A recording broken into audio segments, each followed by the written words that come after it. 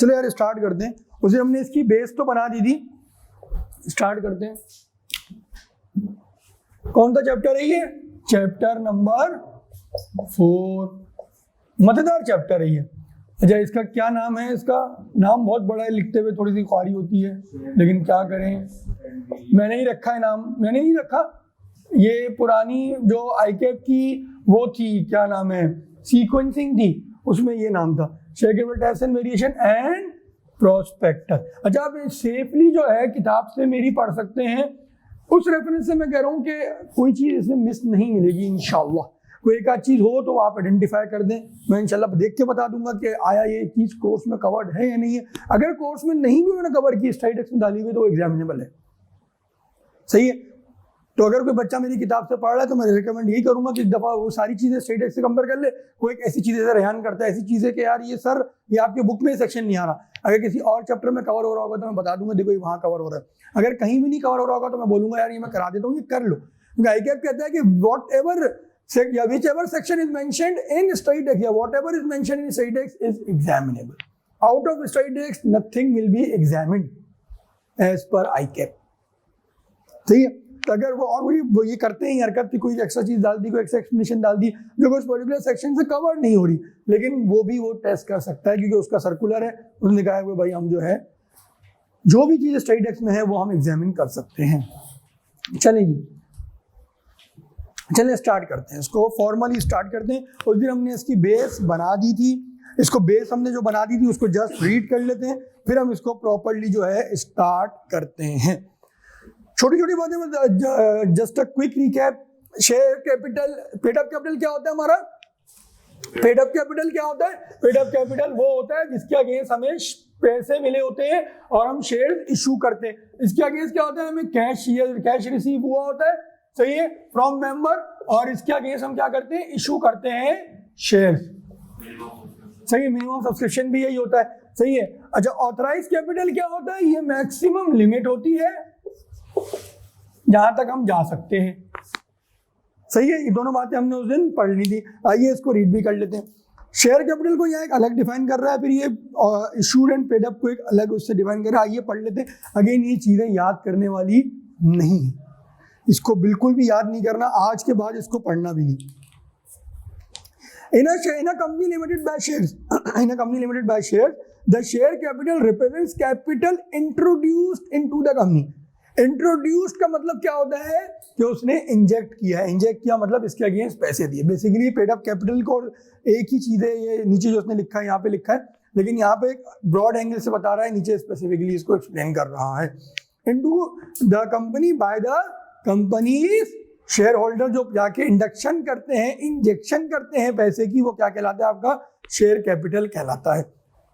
The share capital of a company में be divided into several different classes और there में be just one class of share. अगर कोई आपने differentiation नहीं रखी हुई है in terms of voting rights, in terms of bonus share, सही है, इन टर्म्स ऑफ डिविडेंड, तो आपका जो है कोई क्लास नहीं है। अगर आपने डिफरेंशिएशन रखी हुई है कि ये क्लास ए है, ये बी है, इनके पास वोटिंग है, इनके पास नहीं, इनके पास ये भी है, इनके पास ये भी, इनके पास ये भी, इनके पास ये भी, लेकिन यहाँ पे आपकी एक डिफरेंशिएशन आ गई तो आपको एक अलग क्लास बनानी पड़ेगी। ये क्लासेस कंपनी खुद से बनाती है, नॉर्मली क्लासेस नहीं होती हैं।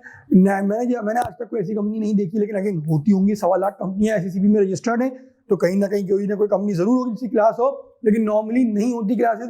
एक ही तरह का आपका शेयर होल्डर होता है जिसको आप जा रहे यार, आप किसी से पैसे ले रहे हो, उसको बोले मैं तो वोटिंग राइट नहीं दूंगा, बोलेगा कद्दू पैसे भी नहीं दे रहा मैं। नॉर्मली ऐसी वोटिंग राइट, ऐसी जो क्लासेस नहीं होती, लेकिन लॉ आपको कुशन देता है, लॉ आपको इजाजत देता है कि आप किसी भी तरह से जो है वोटिंग राइट जो है अपनी बना सकते हैं। डिफरेंशिएट करने के लिए होता है क्लास ऑफ शेयर्स को।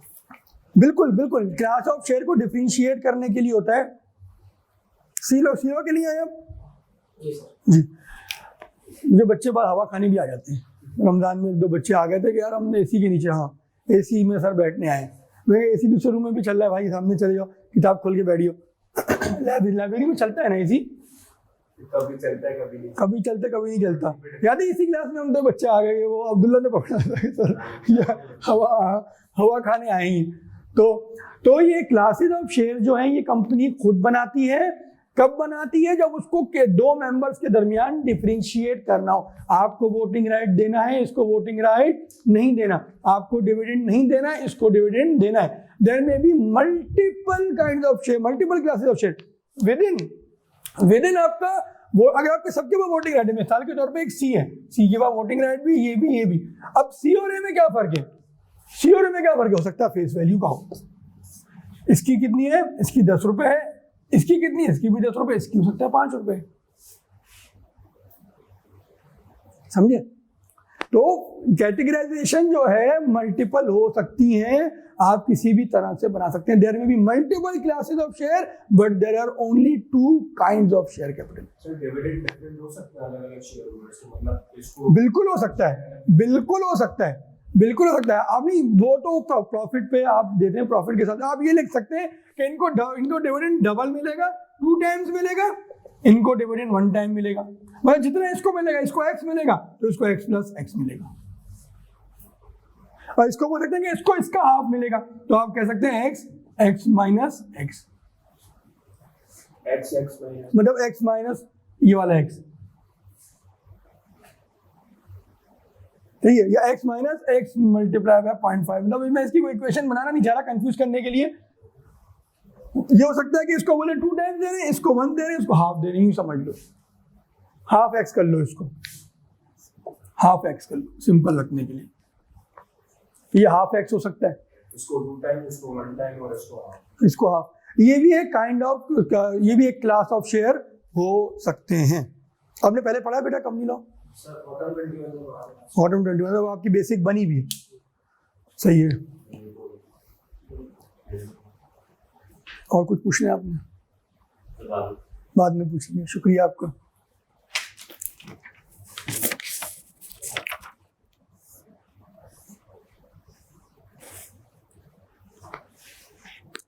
सही है।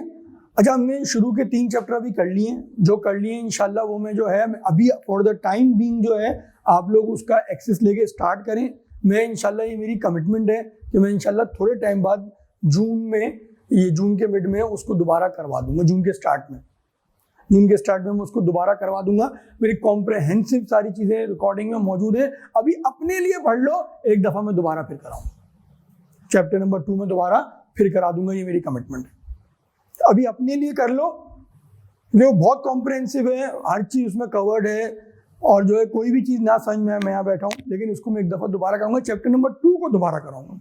चैप्टर नंबर 2 जिस तरह मैं कहता हूँ शहर रग है कि कंपनी लॉ की, उसमें सारी जिसे कहते हैं एग्जामिनर आपकी बजाता भी वही है, टेक्निकल भी वही है, और एक बड़ा चैप्टर है chapter number 2, incorporation, memorandum, article, principal line of business, certificate of incorporation, इनकी ऑल्ट्रेशन, मेमोरेंडम आर्टिकल्स की नेम, चेंज ऑफ नेम, ये सारा उसके अंदर है। फसाता भी वो आपको इसी के अंदर है। हमें से पढ़ा है, आपको आइडिया है, तो वो इसके अंदर वो सबसे ज़्यादा एग्जामिन करता है, सबसे ज़्यादा नंबर इसको देता है, 10 नंबर से ऊपर इस चैप्टर को देता है, 15 नंबर तक भी इस चैप्टर से पूछता है, और फसाता भी इसी चैप्टर में है। और इस चैप्टर में उसके बाद इतना रूम है कि अगर वो अगले 10 साल भी 20 पेपर बना दे, उसके बाद भी उसके पास जो है इतना रूम है कि वो फिर एक नया सवाल, एक डिफरेंट सवाल जो पिछले 20 अटेम्प्ट में नहीं आया, और उतना ही टेक्निकल सवाल वो इस चैप्टर से पूछ सकता है।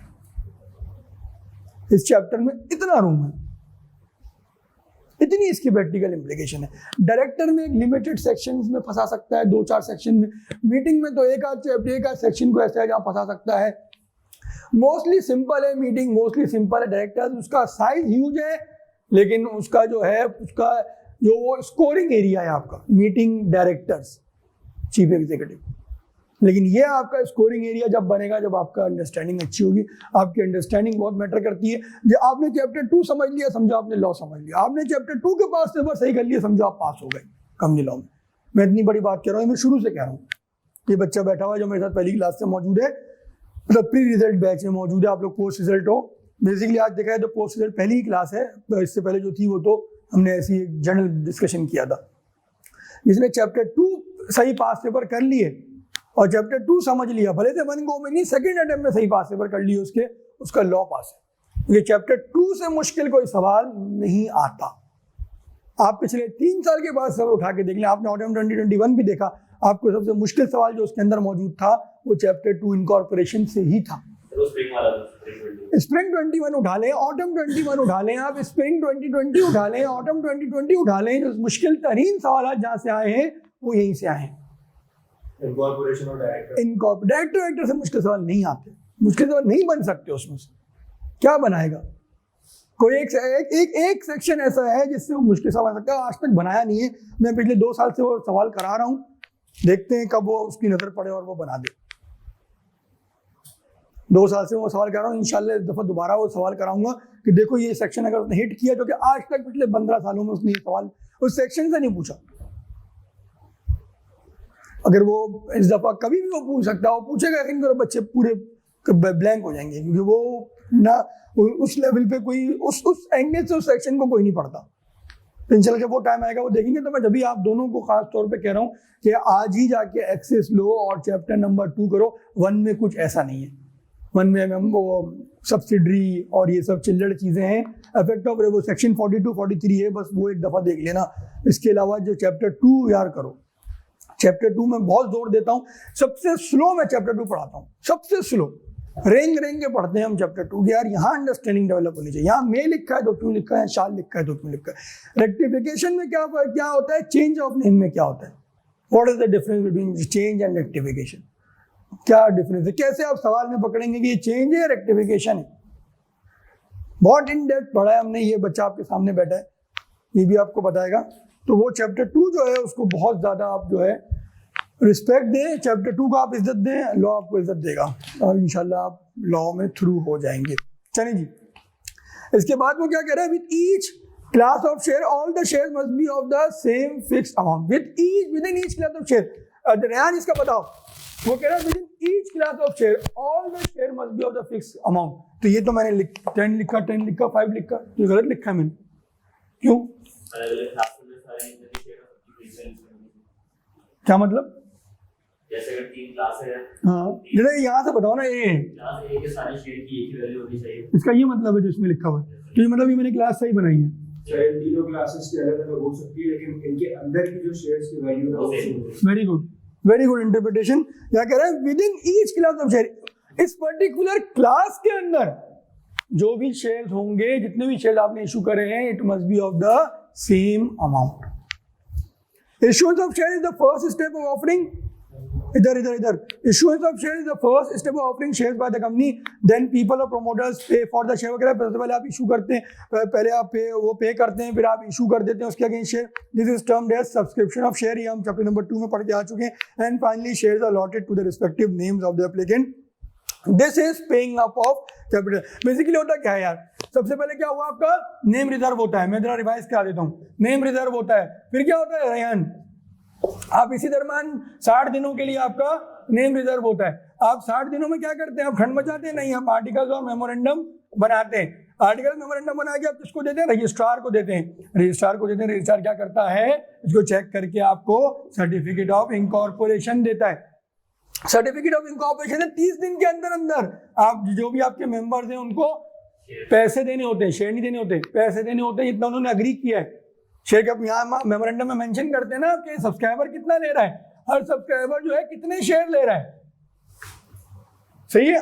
क्या करते हैं वो 30 दिनों के अंदर आपको क्या करते हैं, पैसे देते हैं। फिर क्या होता है, 45 डेज के अंदर आप इसको जो है रिपोर्ट करते हैं रजिस्ट्रार को। याद आया कुछ, हल्का हल्का धुंधला?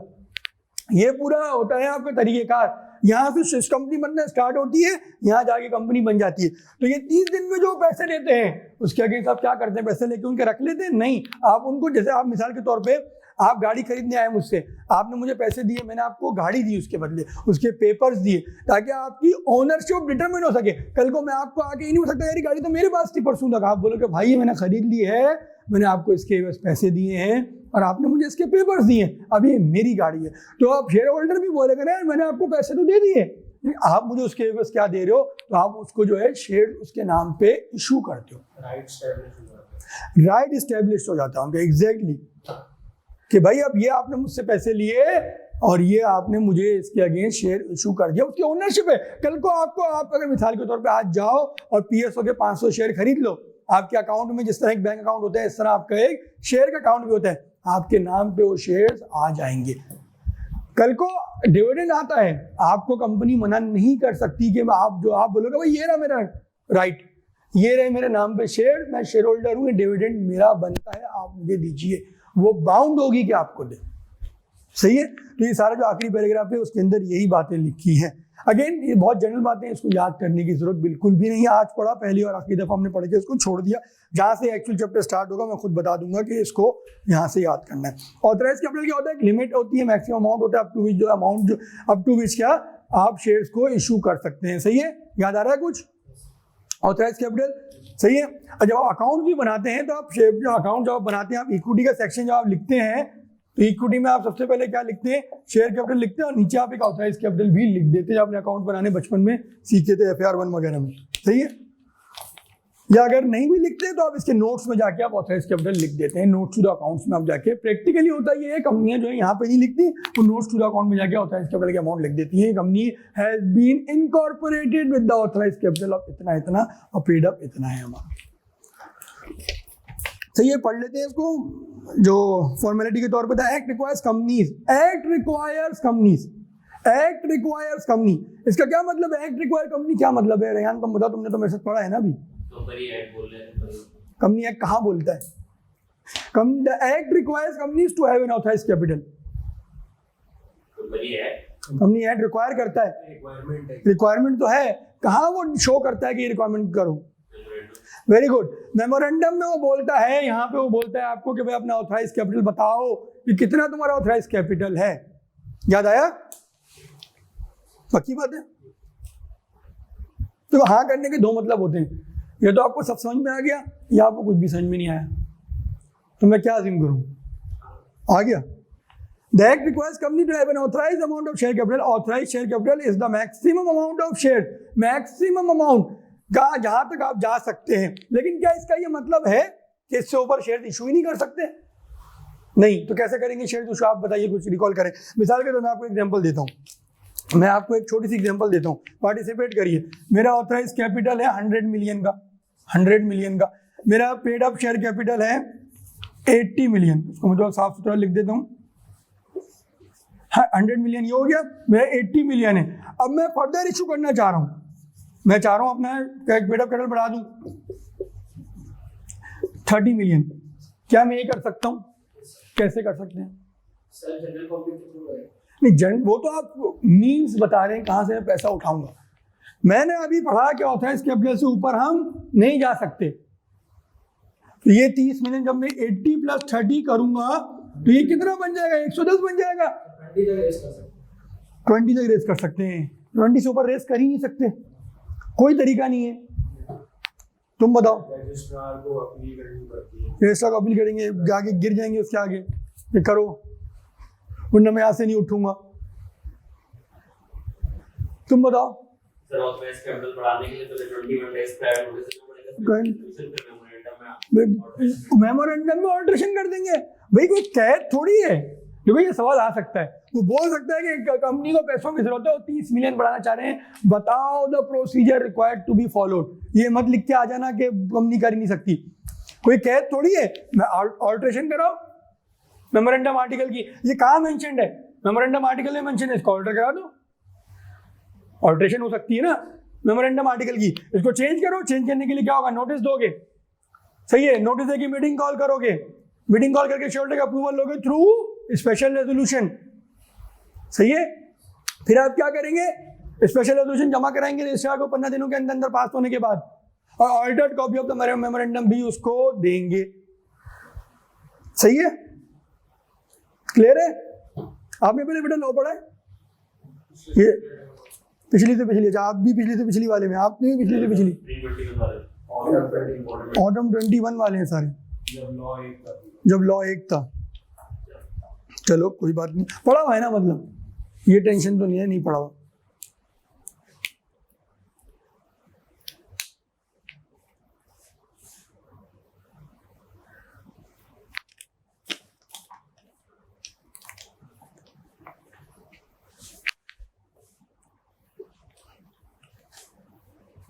तो ये कुछ चीजें रिकॉल हो रही हैं?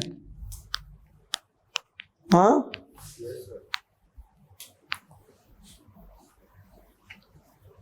लेकिन जब आप लेंगे देखो, जब आप मैंने बहुत रिफ्रेशर्स लिए अपने टाइम पे ना, मेरे को उसूल था जो पेपर में फेल हो जाके रिफ्रेशर में बैठ जाओ। पहले तो मॉड्यूल्स होते थे हमारे टाइम पे ना, तो जो पेपर में फेल हो जाके रिफ्रेशर में बैठ जाओ, फिर घर में कैसे पढ़ेंगे। तो रिफ्रेशर का मेरा एक उसूल था, जो कि टीचर्स भी उस वक्त रिकमेंड करते थे। मैं भी अभी आप लोगों को वही बात आगे कन्वे करूंगा कि रिफ्रेशर में जब आप बैठे ना, तो आप पुराने कॉन्सेप्ट से नए कॉन्सेप्ट को लिंक ना करें। आप कोई भी टॉपिक पढ़ लेना, ऐसा पढ़ें कि as if this is the first time. इससे होगा ये कि आपके जो जहन में गलत चीज बसी हुई है ना, वो चीज से आपकी सही चीज खराब नहीं होगी। ये चीज हमेशा रिफ्रेशर के उसूल को समझें। अगर आप कोई भी सब्जेक्ट हो, अगर आप कंसोलिडेशन किसी टीचर से पढ़ रहे हैं, आप कंसोलिडेशन हर टीचर अलग अलग तरीके से पढ़ाते हैं, हर टीचर का अपना तरीका है कंसोलिडेशन को पढ़ाने का।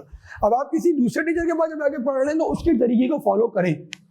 अगर आप उससे पढ़ के अपने तरीके को फॉलो कर रहे हैं, अपने कॉन्सेप्ट को रिवो कर रहे हैं, तो फिर तो यार मिक्सअप होगा।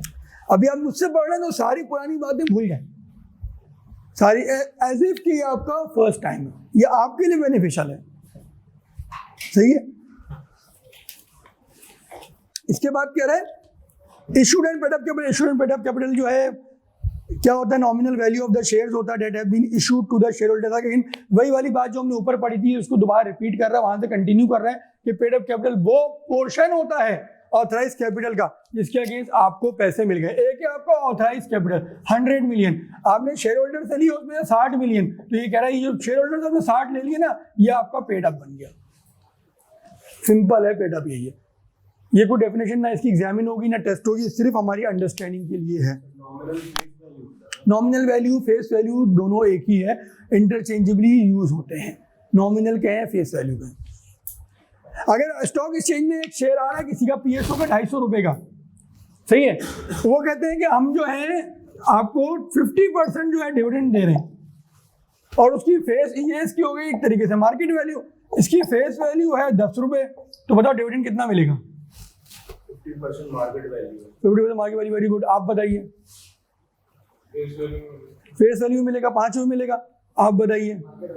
मार्केट वैल्यू का 50% सही है। आप बताइए। अगर कंपनी पीएसओ का शेयर है, इसकी फेस वैल्यू है 10 रुपए की, इसकी मार्केट वैल्यू है 250 रुपए की, स्टॉक एक्सचेंज पे कोट हो रही है आज, सही है।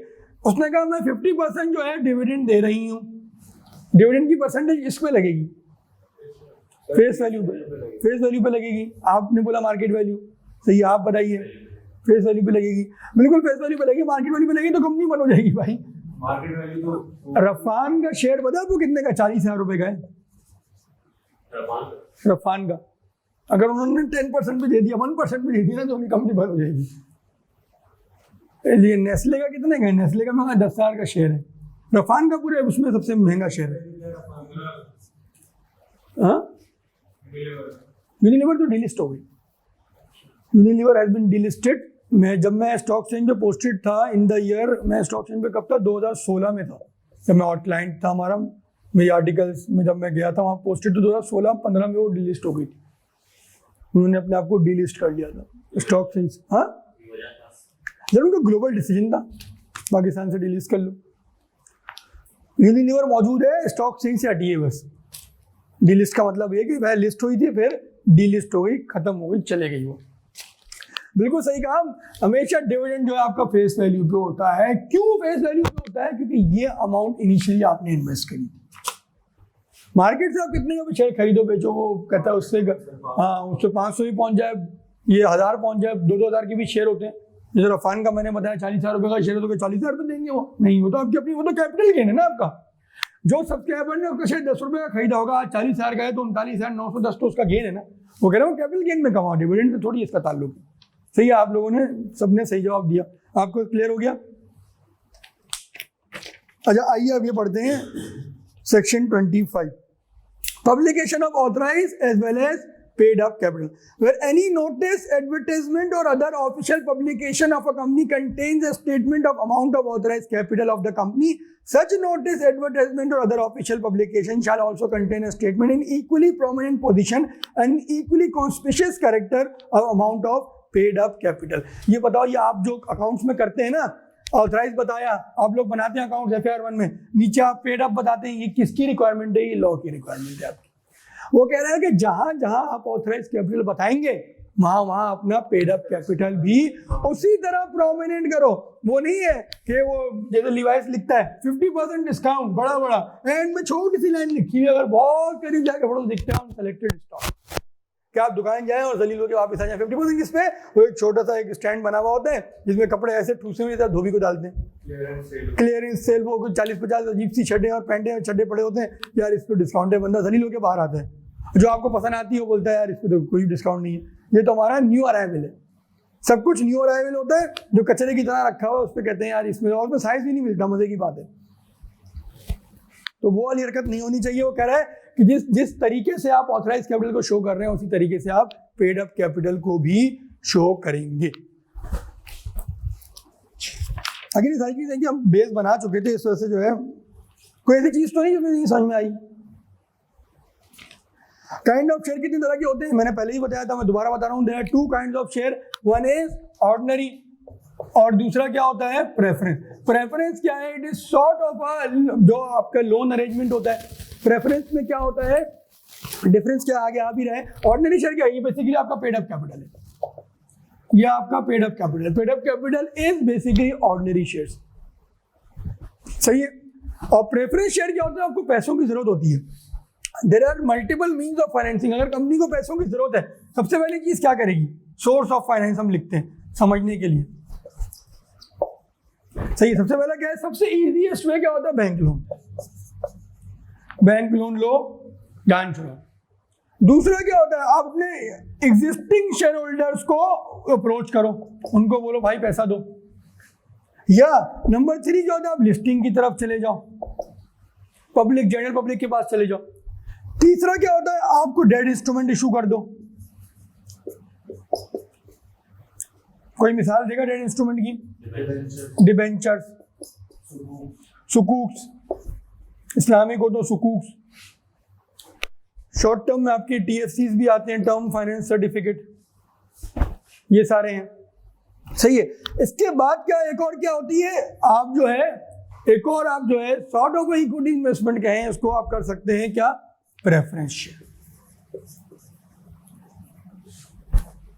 प्रेफरेंस शेयर क्या होता है, आप जो है पब्लिक से पैसा उठाते हैं, आप उसको बोलते हैं भाई हमें 10, 15 रुपए 20 रुपए का हमारा एक शेयर है, आप हमें जो है इसको एक तरीके से पैसा दो, हम आपको इसके अगेंस्ट प्रेफरेंस शेयर देंगे। प्रेफरेंस शेयर किस तरह होता है, आप जब इंशाल्लाह आप लोग FAR 2 में जाएंगे, आप लोग पढ़ेंगे कौन सा IAS है, वो IFRS है शायद, बैंक से निकल के मेरे IFRS 14 है, पता नहीं कौन सा है, लीज नहीं, IFRS 9 नहीं, वो तो फाइनेंशियल इंस्ट्रूमेंट है, इंस्ट्रूमेंट वो जिसमें यार मैं इत्तेफाक है, देखो उसे नाम निकलना नहीं चाहिए जहन से, नहीं बीइंग अकाउंटेंट मुझे बिल्कुल याद, IFRS 3 शेयर बेस्ड पेमेंट। और वो एक और IAS में भी आप लोग पढ़ेंगे जिसमें वो सीखेंगे convertible preference share, non convertible preference share, इंशाल्लाह वो सारी चीजें आप लोग सीखेंगे, मुझे इत्तेफाक से याद नहीं आ रहा। प्रेफरेंस शेयर किस तरह के होते हैं, जैसे मिसाल के तौर पर वो कह रहा है 20% प्रेफरेंस शेयर, सही है, वो कह रहा है 10% प्रेफरेंस शेयर,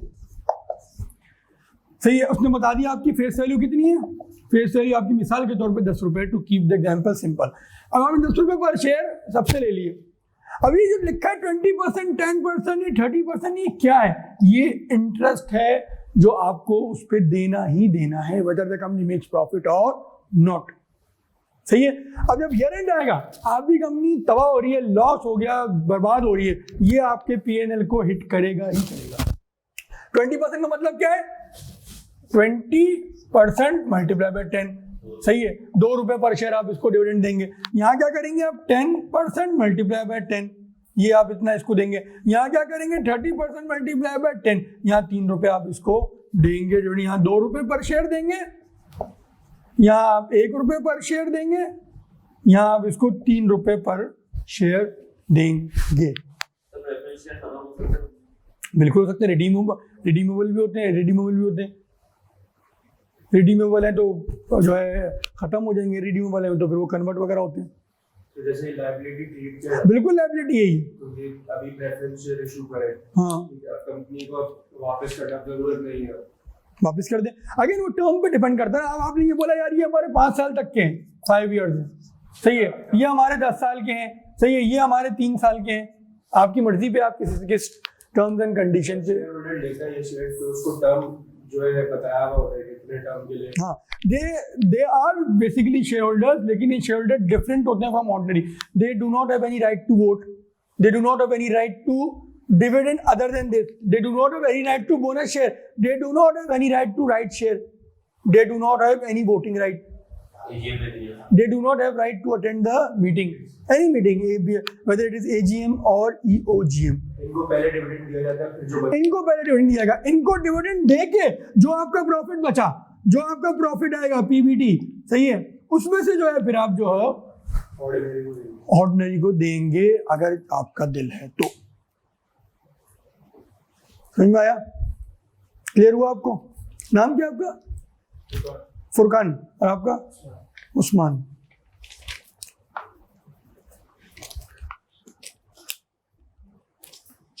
क्लियर हो गया ऑर्डिनरी और प्रेफरेंस का डिफरेंस? ये तुम लोग पढ़ भी लो और डेफिनेशन में जाओ, 40 पेज पे, नेक्स्ट पेज पे आओ, इन दोनों का पढ़ो, रीड करो, और अगर कोई भी मुझे कंफ्यूजन है तो मुझसे पूछो। नाम में इसका प्रेफरेंस है कि उनको पहले प्रेफरेंस बिल्कुल इसी वजह से इसकी प्राइस भी ज्यादा होगी और शेयर्स जरूरी नहीं है, कंपनी को जितनी नीड है उस हिसाब से ले। 20 रुपए भी कर सकती है, 10 रुपए भी कर सकती है, मर्जी होती है। सही ऑर्डिनरी और प्रेफरेंस का डिफरेंस पढ़ना। जी जी जी, पढ़िए इसको।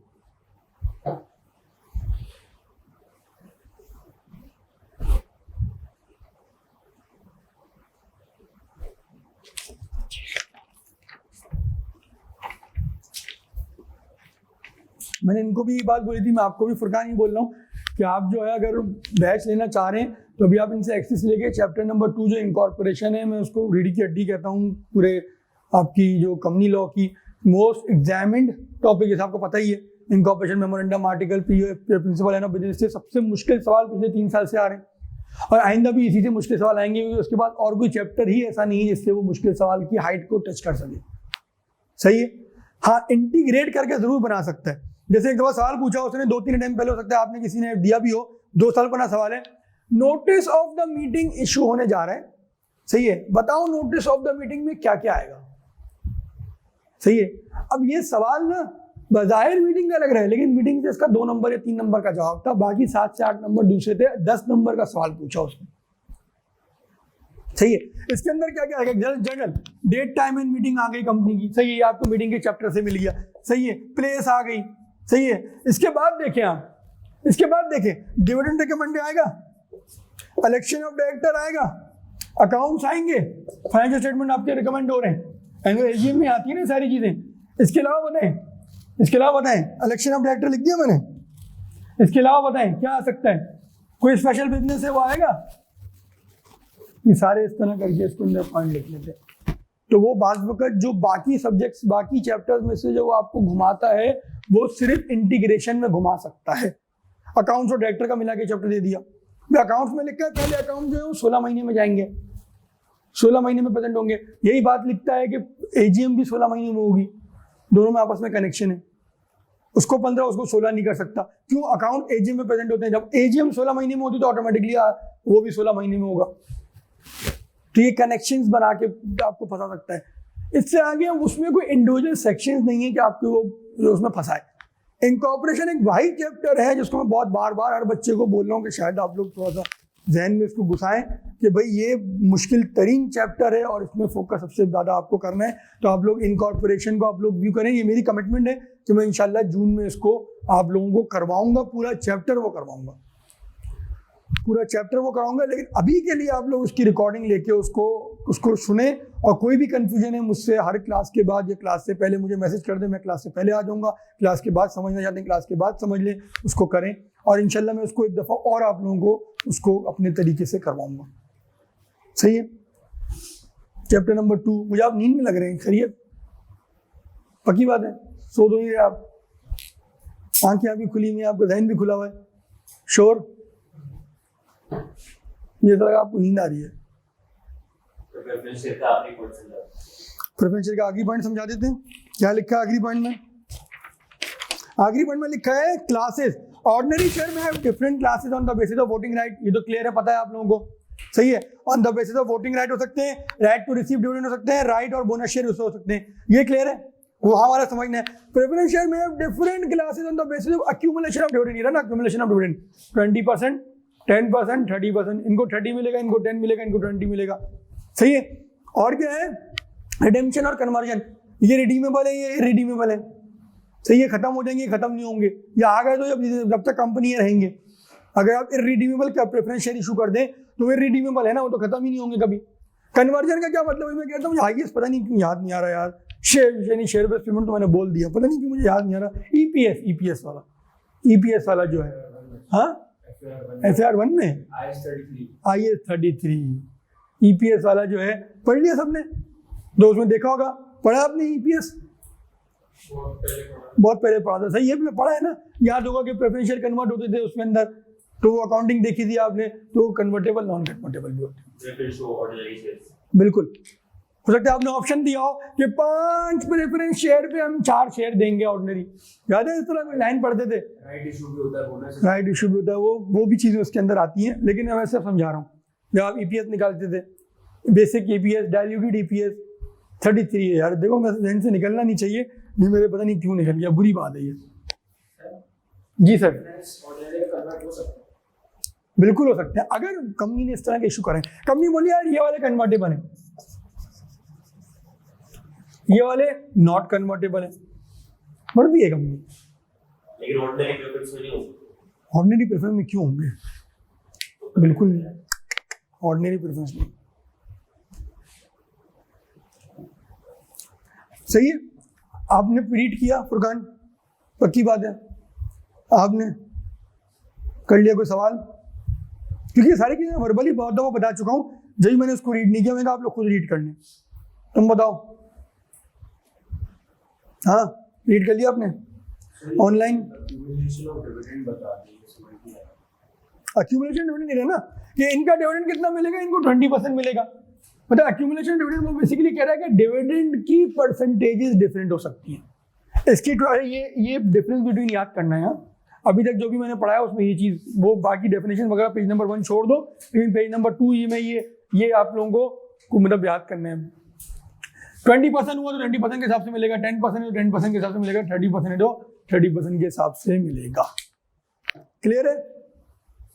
पक्की बात है? श्योर?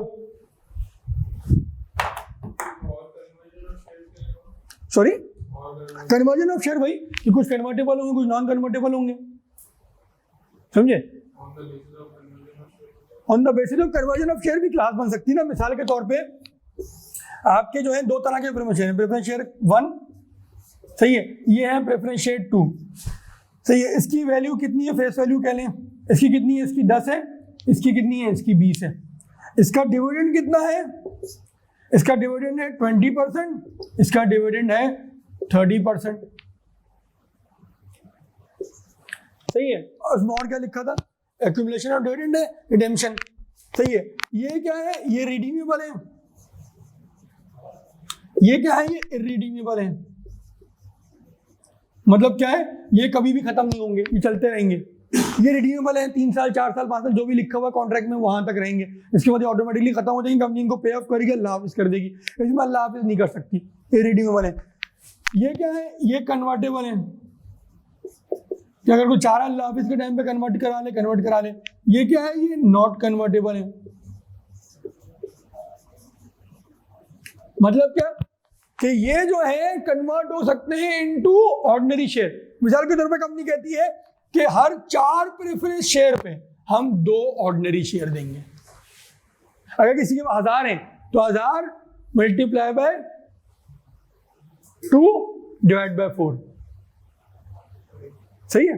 अगर किसी के पास 1000 प्रेफरेंस, क्या कह रहे हैं, हर 4 प्रेफरेंस शेयर पे हम कितने देंगे, 2 ऑर्डिनरी शेयर देंगे, सही है। इसका मतलब है किसी के पास 1000 प्रेफरेंस शेयर है, सही है, 1000 किसी का प्रेफरेंस शेयर है, तो कितने मिलने चाहिए, कितने कन्वर्ट होंगे अगर ये करवाना चाहे, 500 होंगे, सही है। Divided by 1000 divided by 4 multiply by 2, ये कितना हो गया, 500 आपको कन्वर्ट हो जाएंगे, सही है। अब क्लियर हो गया, वेरी गुड। ऑनलाइन वाले तुम लोग जाग रहे हो, सो रहे हो? अच्छा जी, चलें, गुड। क्लियर है? इस दफा इसने पहला सवाल जो तुम लोगों को ठोका था ना, वो ये था 10 नंबर का। ये पिछले 10 सालों में एक सवाल आया था। पहले चैप्टर में पढ़ा है variation of share holder rights. ये नहीं, 85 कह रहा हूँ। Power of complete order statement. और ये मैं जब से मैंने लॉ पढ़ाना शुरू किया, मैं पूरा इसका चार्ट बना के समझाता हूँ कि ये देखो, ये स्टांस में ये स्टांस में ये स्टांस में ये। और उसने पहला ही सवाल उसने जाके 6 नंबर 4 नंबर का पार्ट ए पार्ट बी बना के उसने ये कहता ना, आप लोगों को वही उसने ना मोराल आप लोगों का अंडरग्राउंड ले गया, जमीन पे भी नहीं, वो अंडरग्राउंड ले गया। 10 नंबर बच्चे को समझ में नहीं आ रहा इसमें लिखना क्या है। इस टाइम पहला सवाल इसने यहाँ से पूछा, untouched section for the last 10 years और सो। एक सवाल आया था, वो भी स्ट्रेट के बता दो क्या लिखना है इसके अंदर। स्ट्रेट पहले लफ्ज से लेके द कंपनी से जो स्टार्ट करना था, सब डिवाइडेड तक छाप देना था। इस दफा उसने most difficult question of the paper इससे बनाया। इसको करेंगे हम इंशाल्लाह तरीके से। अच्छा जी, आइए आगे बढ़ते हैं। मेंबर की डेफिनेशन आओ, मोस्ट अवेटेड डेफिनेशन करते हैं। मेंबर क्या होता है भाई? अपने अपने जो जिसके जो जहन में बताया बगैर देखे। सबसे पहले फरकान बताएंगे, करेंगे ना, आगे आएगा ना वो। ये मैं आगे निकल गया, कहाँ आगे निकल गया? 118 आगे थोड़ी निकला। बताइए फरकान, मेंबर कौन होता है? शेयर होल्डर होता है। Very good. शेयर होल्डर कौन होता है? मतलब कैसे? फरकान बताओ, शेयर होल्डर कौन होता है?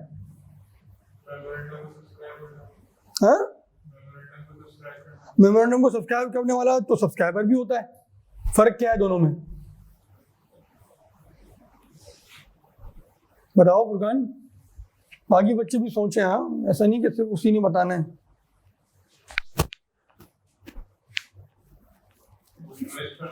इन्वेस्ट करता है, सही है। तो इन्वेस्ट करता है तो क्या बन गया वो? दोनों में फर्क क्या है कि तुम आप ये बताओ कि सब्सक्राइबर और शेयर होल्डर में क्या फर्क है? सब्सक्राइबर जरूरी नहीं इन्वेस्ट करे, तो क्या करेगा वो? मेमोरेंडम को साइन करेगा, बस यही काम है उसका, मेमोरेंडम को साइन करे। आप बताइए। What is the difference? Subscriber, सही है तलाल। आगे वो क्या होता है? दूसरे आप अधूरा जवाब दिया आपने। सही है, लिटिल बिट। सब्सक्राइबर वही होता है, सब्सक्राइब करता है लेकिन पेमेंट नहीं करी होती उसमें। जो सही है, वो बकाया उसने पूरी शेयर खरीद लिया होता है, पेमेंट करी होती है और रजिस्टर के अंदर उसका नाम लिख दिया जाता है। सही है। सब्सक्राइबर का नाम कहाँ लिखा होता है? तख्ती बना के। सब्सक्राइबर्स का एक रजिस्टर होता है, अलग रजिस्टर होता है उनका। सही है, उनका अलग रजिस्टर होता है, उनका अलग रजिस्टर होता है। सही है। बताओ आप बताओ। सही है। जिनका पेड अप कैपिटल होता है क्या मतलब है?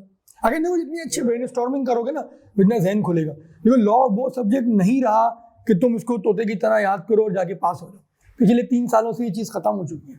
तो ये तो अपने जहन में बिठा लीजिए आप लोग कि लॉ वो सब्जेक्ट अब नहीं है जो पहले पढ़ा हुआ, जिसमें 1.5 साल 2 साल पहले। उस टाइम क्या होता था, जब कंबाइन पेपर था तो लॉ में वो यहाँ पूछ रहा था, बी लॉ वो बिल्कुल यहाँ पूछ रहा था। बच्चे ने बी लॉ अच्छा किया, सी लॉ में अटका, पास हो गया। अब सब्जेक्ट अलग अलग हो गए। बी लॉ वो यहाँ पूछ रहा है, सी लॉ वो यहाँ पूछ रहे हैं। क्योंकि सी लॉ ओपन बुक है। सिर्फ एक पेपर सीए फाइनल का रह गया जो ओपन बुक नहीं है, इन्होंने सब ओपन बुक कर दिया। हम तसव्वुर करते थे how tax and corporate law would be open book, इन्होंने वो भी करके दिखा दिया। सिर्फ एक बीएम रह गया, वो भी कर देंगे। इनको अच्छा बंदा इनको इनकी उस रेलिवेंट फील्ड का मिल जाए। ये तो अपनी फील्ड है ना, टैक्स लॉ ऑडिट वगैरह, एफआईआर, वो उस रेलिवेंट फील्ड का इनको अच्छा जो मिल जाए, कंसल्टेंट मिल जाए, ये उसको भी कर देंगे। और करना है इनको। तो यहाँ आप लोगों को हलवा नहीं देगा, ना टैक्स हलवा होगा ना आप लोगों का लॉ हलवा होगा। क्योंकि यहाँ हलवा देगा तो आप लोग वहाँ फंस जाओगे, किताब ओपन ही नहीं कर पाओगे। ओपन बुक जब टैक्स का पहला पेपर था तो पूरे पाकिस्तान से कोई 2,500 बच्चे बैठे थे, 100 बच्चे पास हुए थे। सिर्फ 100 बच्चे पास हुए। बच्चों को पता ही नहीं था किस तरह आएगा पेपर, कैसे पढ़ना है इसको। आज भी बच्चा सीए फाइनल का लॉ में स्ट्रगल कर रहा है। बच्चे डर के मारे पेपर ही नहीं दे रहे। क्या फायदा, फेल ही होना है। हालांकि 2 साल हो गए उसको आए हुए, ओपन बुक हुए हुए। 1.5 साल तो मेरे ख्याल से कंफर्म हो गए। क्यों? क्योंकि वो यहाँ से हलवा पढ़ के गया है, वो वहां पढ़ ही नहीं पा रहा। जब भी उसने अब यहाँ टफ कर दिया पिछले 1.5 सालों में कि यार वहां ताकि बच्चा पढ़ पास तो हो, वहां सब इंटीग्रेशन है। किताब अगर आपके सामने तो डायरेक्ट सवाल तो कोई नहीं पूछेगा ना, वो सब इंटीग्रेशन है, हर चीज को इंटीग्रेट करके पूछ रहा है वो 2 जवाब। तो ये तो अब आप छोड़ दीजिए कि आप लोग यहाँ आप लोगों को हलवा मिलेगा, हलवा नहीं मिलेगा। यहाँ आगे की कोई भी आइटम, हाँ कंपैरेटिवली ऊपर नीचे चलेगा, कोई बहुत मुश्किल होगी, कोई उससे कम मुश्किल होगी, लेकिन आसान अटेम्प्ट सब नहीं आएंगी कॉर्पोरेट लॉ की। और ये नहीं होगा कि आप याद करके जाएं और आप पास हो जाएं, आपको समझना पड़ेगा, आपको कॉन्सेप्ट अपने स्ट्रॉन्ग करने पड़ेंगे। कॉन्सेप्ट स्ट्रॉन्ग कैसे होते हैं, लॉ की बेस कैसे बनेगी, चैप्टर नंबर 2। बार बार मैं चैप्टर नंबर 2 बोल रहा हूँ इसी वजह से कि वो बेस है, वो सब कुछ आपको बताएगी लॉ के बारे में। ये सब आगे उसकी एक्सटेंशन है, वो कंपनी बनना सिखाएगी, बनाना सिखाएगी, उसके बाद ये सारी उसकी एक्सटेंशन है। डायरेक्टर्स है तो डायरेक्टर से रिलेटेड प्रोविजन डायरेक्टर के चैप्टर में, मीटिंग करानी है कंपनी को, मीटिंग से रिलेटेड चैप्टर मीटिंग के, अकाउंट्स बनाने हैं अकाउंट से रिलेटेड चैप्टर अलग कर दिया उसने। अगर लोन ले रही है मॉर्गेज चार्ज क्रिएट करना है उसका चैप्टर उसने अलग कर दिया।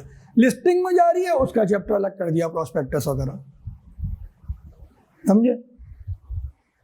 तो चैप्टर नंबर 2 को ड्यू वेटेज ने 1 हफ्ते का मैं आप सबको टाइम दे रहा हूँ, 1 हफ्ते में उसकी 4 से 5 क्लास की जाना है आपने, नहीं तो 1 हफ्ते से पहले जो है आप उसकी सारी क्लासें आप लोग लें, सही है, ज़रूर लें। और मैं जो भी क्वेश्चन हो एनी टाइम जो है आप मुझसे क्वेरी करें, वॉइस नोट के जरिए पूछें। मैं फिजिकली जब होऊंगा क्लासेस में, मुझसे क्लास के बाद, क्लास से पहले आप पूछें, मेरे साथ बैठें, और फिर उसको जो है अगले संडे आपने उसको घर पे बैठ के पूरा पास पेपर उसके करने हैं। ये आप लोगों का टारगेट है। उसके बाद में चैप्टर इंशाल्लाह ज़रूर कराऊंगा, ये मेरी कमिटमेंट है आप लोगों से, मैं चैप्टर कराऊंगा। अभी मैं चाह रहा हूँ कि टाइम ज़ाया ना हो, वो चैप्टर बहुत ज़रूरी है, जब मैं इसको थोड़ा स्लो लेके चल रहा हूँ, वो चैप्टर बहुत ज़रूरी है, वो चैप्टर आप लोग करें। और वो उसको मैं बहुत ज़्यादा जिसे कहते हैं ना खोल के समझाता हूँ, आपको पता चल जाएगा। वो चैप्टर आप करेंगे आपको दोनों चीज़ें पता चलेंगी कि आप कितने पानी में, आपका टीचर कितने पानी में, क्योंकि जैसे कॉन्सेप्ट है ना वो वहाँ से बनेंगे। आपको पता चलेगा यार ये तो मैंने पढ़ा ही नहीं था, मैंने ये चीज़ इस तरह से पढ़ी नहीं थी, मैंने इस तरह से ये चीज़ सोची ही नहीं थी। जब आप वो चैप्टर पढ़ेंगे तो आपको अंदाजा होगा। तुम बताओ मेंबर और सब्सक्राइबर में क्या फ़र्क है, सॉरी शेयर होल्डर और सब्सक्राइबर में क्या फ़र्क है। जब कंपनी बनती है मेमोरेंडम तो उसके अंदर जो इनिशियल सब्सक्राइबर होते हैं, मतलब जिनका नाम मेमोरेंडम होता है, हाँ तो सब्सक्राइबर तो ऑटोमेटिकली मेंबर होते हैं। शुरू में पहले चैप्टर में दूसरे टर्म पढ़ाएंगे इनिशियल सब्सक्राइबर्स का मेमोरेंडम भी सही है, सही है। और शेयर होल्डर कौन होते हैं, सब्सिक्वेंट मेंबर होते हैं, बाद में होता है शेयर लेकर। बिल्कुल सही। देखो मेंबर आपके 2 तरीके के लोग होते हैं। Number 1 subscriber, subscriber to memorandum. Number 2 आपके होते हैं शेयर होल्डर। दोनों में फर्क क्या है, जब कंपनी इनिशियल बन रही है, मिसाल के तौर पर आप 4 लोग मिला के एक पब्लिक अनलिस्टेड कंपनी बनाना चाह रहे हैं, आप लोगों ने 4 लोग जो है सबने 1-1 लाख रुपए दिया। अब 1-1 लाख रुपए के अगेंस्ट जो है आप लोगों को शेयर भी इशू है। जैसे आप लोग 1 लाख रुपए देके ऐसे तो नहीं बैठेंगे ना, आप कुछ प्रूफ लेंगे, एंटाइटलमेंट लेंगे अपनी, तो आप लोग चारों क्या कहलाएंगे, सब्सक्राइबर टू द मेमोरेंडम। आप लोग भी शेयर होल्डर हैं, लेकिन आप लोग इनिशियल शेयर होल्डर्स हैं। आप लोगों के लिए टर्म इस्तेमाल होती है सब्सक्राइबर की। तो basically you all are the subscriber. आप लोग भी पैसे देंगे, ये भी पैसे देगा, आप लोगों को भी शेयर इशू हो रहे हैं, इसको भी शेयर होंगे, लेकिन कोई इशू नहीं होंगे, इसको अलॉट होगा, ट्रांसफर होगा इसको। सही है, मैं बात डिफरेंस बताता हूँ। तो इन दो, अभी पहले इनका डिफरेंस समझिए। ये क्या है, ये इनिशियल वाले हैं, सबसे पहले इनको शेयर इशू हो रहे हैं, सही है। ये क्या है, इनको बाद में हो रहे हैं। अगर आज आप जाके पीएसओ के शेयर खरीदते हैं, will you be called a member? सही है, मेंबर कहलाएंगे।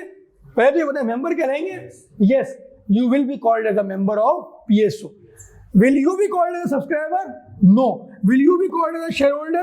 Yes, you will be called as a shareholder of PSO. Clear हुआ? What is the difference between subscriber and shareholder? Clear हो गया आपको फुरकान? पक्की बात है। ये कौन होते हैं, जो इनिशियल कंपनी बना रहे हैं। अब आपने, जब आप चारों ने मिलकर कंपनी बनाई, आपने अपने शेयर्स बेच दिए अपने भाई को। आपने कहा मैं जा रहा हूँ ऑस्ट्रेलिया, सीए क्वालिफाई कर लिया मैंने, मैं ऑस्ट्रेलिया जा रहा हूँ, सही है। अब मैं ऑस्ट्रेलिया का सीए करूंगा, तो अब आपका भाई जो है क्या वो सब्सक्राइबर कहलाएगा? क्यों नहीं सब्सक्राइबर कहलाएगा? एक सेकंड आप बताइए भैया, आप सब्सक्राइबर हैं, भाई क्या कहलाएगा? शेयर होल्डर कहलाएगा। अब वो भाई आगे किसी को बेचता है, सब्सिक्वेंट जो भी है वो शेयर होल्डर होगा। अच्छा, एक होता है इशू ऑफ शेयर, एक होता है आपका ट्रांसफर ऑफ शेयर। दोनों में फर्क समझिए। इशू ऑफ शेयर में हमेशा अलॉटमेंट होती है, दोनों में फर्क समझिए। इसमें जस्ट ट्रांसफर ही होता है, इसमें ऐसी कोई चीज नहीं। डिफरेंस समझिए, टेक्निकल बात ही है। आप चारों ने कंपनी बनाई, आप चारों ने पैसा दिया, क्या उस पैसे के एवज पहले कोई शेयर इशू थे? कोई थे शेयर इशू? फुरकान, कंपनी 0 पे खड़ी थी ना, 0 पे खड़ी थी, तो उसे कहते हैं issue of share. Share issue हो रहे हैं, एक चीज इजाद हो रही है, एक चीज बन रही है, एक चीज पैदा हो रही है, पहले जो चीज नहीं थी, इशू ऑफ शेयर। सही है रेहान? इस इशू के अगेंस्ट जो बेसिक जो प्रोसेस कहलाता है, ये आपसे पैसा लेना, आपको शेयर देना, ये प्रोसेस कहलाता है अलॉटमेंट। समझ रहे? प्रोसेस कहलाता है अलॉटमेंट। अगर कभी भी कोई एक जगह है जो गवर्नमेंट जो है गवर्नमेंट की कस्टडी में थी, गवर्नमेंट अब बेच रही है प्राइवेट को, इंडस्ट्रीज को बेच रही है। जैसे आप लोग सुनते होंगे इकोनॉमिक जोन्स बनाती है गवर्नमेंट, फैसलाबाद में इकोनॉमिक जोन बना हुआ है, कराची में तो नहीं है शायद, ये सब इकोनॉमिक जोन्स बनाती है, अपनी जमीन दे रही है वो सबसे। हाँ, अलॉटमेंट का वर्ड यूज होता है। अब आप एक घर जाके एक फ्लैट आपने लिया, या आप केएनएस की जगह खरीद रहे हैं, केएनएस के और शिफ्ट हो रहा है, आप जगह खरीद रहे हैं, तो ये जो ट्रांजेक्शन होगी ट्रांसफर कहलाएगा। आपको जगह ट्रांसफर हो रही है आपके नाम पे, अलॉटमेंट नहीं होगी। गवर्नमेंट पहली दफा एक चीज को बेच रही है, इससे पहले वो चीज कहीं बिकी नहीं है, किसी के नाम पर नहीं थी, गवर्नमेंट की जगह थी। हर चीज जो है मुल्क के अंदर होता है गवर्नमेंट का होता है। सही है, जब अनलेस वो ओनरशिप ट्रांसफर ना हो जाए, ओनरशिप वो किसी को दे ना दे, तो अब जब से पहले वो गवर्नमेंट के पास थी, अब वो सबसे पहला कोई बायर होगा, जो सबसे पहला बायर होगा उसे वो प्रोसेस को क्या कहेंगे? अलॉटमेंट। और उसके लिए क्या होगा? इशू। सही है। सब्सिक्वेंट, अब आपने आपके भाई को बेच दिए शेयर, वो क्या कराया जाएगा? ट्रांसफर। सही है रेहान? रेहान तुम एक जवाब दो मुझे। मेरा शेयर कैपिटल था 80 मिलियन का, सही है, अब मैं फर्दर इशू करना चाह रहा हूं, अब ये क्या कहलाएगा? 20 मिलियन। क्या ये इशू होगा, ये ट्रांसफर होगा? मेरा शेयर कैपिटल था 80 मिलियन, पेड अप 80 मिलियन था, अब मैं 20 मिलियन और इशू करना चाह रहा हूं, ये क्या कहलाएगा? ये इशू कहलाएगा। आप भी यही कह रहे हैं, आप भी, आप फुरकान इशू कहलाएगा। क्यों इशू कहलाएगा? ये ट्रांसफर क्यों नहीं है? कभी रेज ही नहीं हुए, ये पहली दफा नए शेयर आ रहे हैं, तो जब भी जो है ये इशू कहलाएगा। सही है। और ये पूरा प्रोसेस जो होगा, पब्लिक को अप्रोच किया है, जो भी एग्जिस्टिंग शेयर होल्डर को दे रहे हैं आप, जो प्रोसेस क्या कहलाएगा? अलॉटमेंट। उनसे पैसा लेना, उसके अगेंस्ट उनको शेयर इशू करना, this process will be called है अलॉटमेंट। एक और फर्क समझ लें टेक्निकल, एक होता है ट्रांसफर ऑफ शेयर, एक होता है ट्रांसमिशन। क्या फर्क है दोनों में? ऑनलाइन वाले भी पार्टिसिपेट करो तुम लोग यार, तुम लोगों की काफ से थोड़ी है।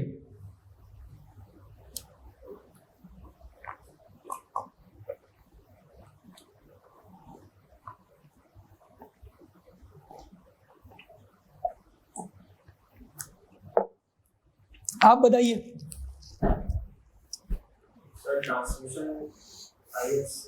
ट्रांसमिशन और टीवी चैनल में जो ड्रामा आ रहा होता है वही वाला ट्रांसमिशन है। आज की ट्रांसमिशन में शामिल है नादिया खान का शो, शेयरिंग क्लास चेंज करना, रूम 4 से रूम 5 में बिठा देना, टाइप चेंज करना, क्या करना, एसी वाले रूम से बगैर एसी वाले रूम में बिठा देना। फिर बताइए, आप बताइए फुरकान, ये क्या होता है? नहीं पता, तुम बताओ रेहान। ट्रांसमिशन शेयर प्रोसेस का नाम है। अच्छा, और ट्रांसफर क्या होता है? ट्रांसफर आधे प्रोसेस का नाम है। जो आधे प्रोसेस का नाम है वो ट्रांसफर है, जो पूरे प्रोसेस का नाम है वो ट्रांसमिशन है। तो कितनी आसान करके इसने एग्जाम्पल को बता दिया। सही है, सही कह रहा है ये? सही हो, आप बताइए कि तो ये सही कह रहा है, गलत कह रहा है, तो फिर आपको बताना चाहिए कि सही क्या है। हाँ बताइए। देखो, आपने शेयर अपने भाई को बेच दिए, क्या था? ट्रांसफर था। आपके अब्बू ने वसीयत करी हुई कि जब मैं 60 साल का हो जाऊंगा तो मेरे पास जो 10,000 शेयर हैं, मेरे 5 बच्चों में 2-2 हज़ार शेयर चले जाएंगे। ये कहलाता है ट्रांसमिशन। ट्रांसफर नहीं था, ये कहलाता है ट्रांसमिशन अंडर द विल, या कोई वसीयत हेरिटेज के थ्रू जो आ रही होती है। बेचे नहीं, यहाँ सेल नहीं हो रही, यहाँ सेल हो रहा है। ओनरशिप यहाँ भी जा रही है, यहाँ भी जा रही है, लेकिन ये कहलाएगा ट्रांसफर ऑफ शेयर। क्यों? क्योंकि यहाँ पे पैसा इन्वॉल्व है, कैश इन्वॉल्व है। हाँ, अगर अब्बू ने अपने हयाती में कह दिया ये तो बच्चे बड़े फर्माबरदार हैं, निकम्मे, इनको क्या दूं मैं शेयर, इनको बेच देता हूँ मैं, तो अब्बू ने कहा बेटा 2-2 हज़ार शेयर के पैसे दे दो मुझे, खरीदने या सस्ते में दे दूंगा तुम लोगों को, चलो 10 रुपये मार्केट वाले इसकी 20 रुपये, तुम लोग 18 रुपये में दूंगा। तुमने कहा यार भाई यार 18 रुपये, अब्बा 2 रुपये सस्ते में दे रहे, फिर क्या कहलाएगा ये? फिर ट्रांसफर कहलाएगा। लेकिन अब्बा ने विल बनाई हुई है अपनी वसीयत कि मैं 60 साल का जब हो जाऊंगा तो 60 साल की उम्र के बाद मेरे जो शेयर नहीं, मेरे 5 बच्चों में ऑटोमेटिकली डिस्ट्रीब्यूट हो जाएंगे 2-2 हज़ार शेयर्स करके। ये क्या क्या, जैसे अब्बा 60 साल की होए ये प्रोसेस ऑटोमेटिकली हो जाएगा। और ये क्या कहलाया जाएगा? ये कहलाता है ट्रांसमिशन। जी सर। गिफ्ट करेंगे, आपने बोला कि इसमें सेल हो रहा है ट्रांसफर, अगर आप गिफ्ट कर देंगे तो वो इसमें है ट्रांसमिशन, वो भी ट्रांसमिशन है, क्योंकि आप उसमें वो नहीं कर रहे हैं ना, कंसिडरेशन नहीं है।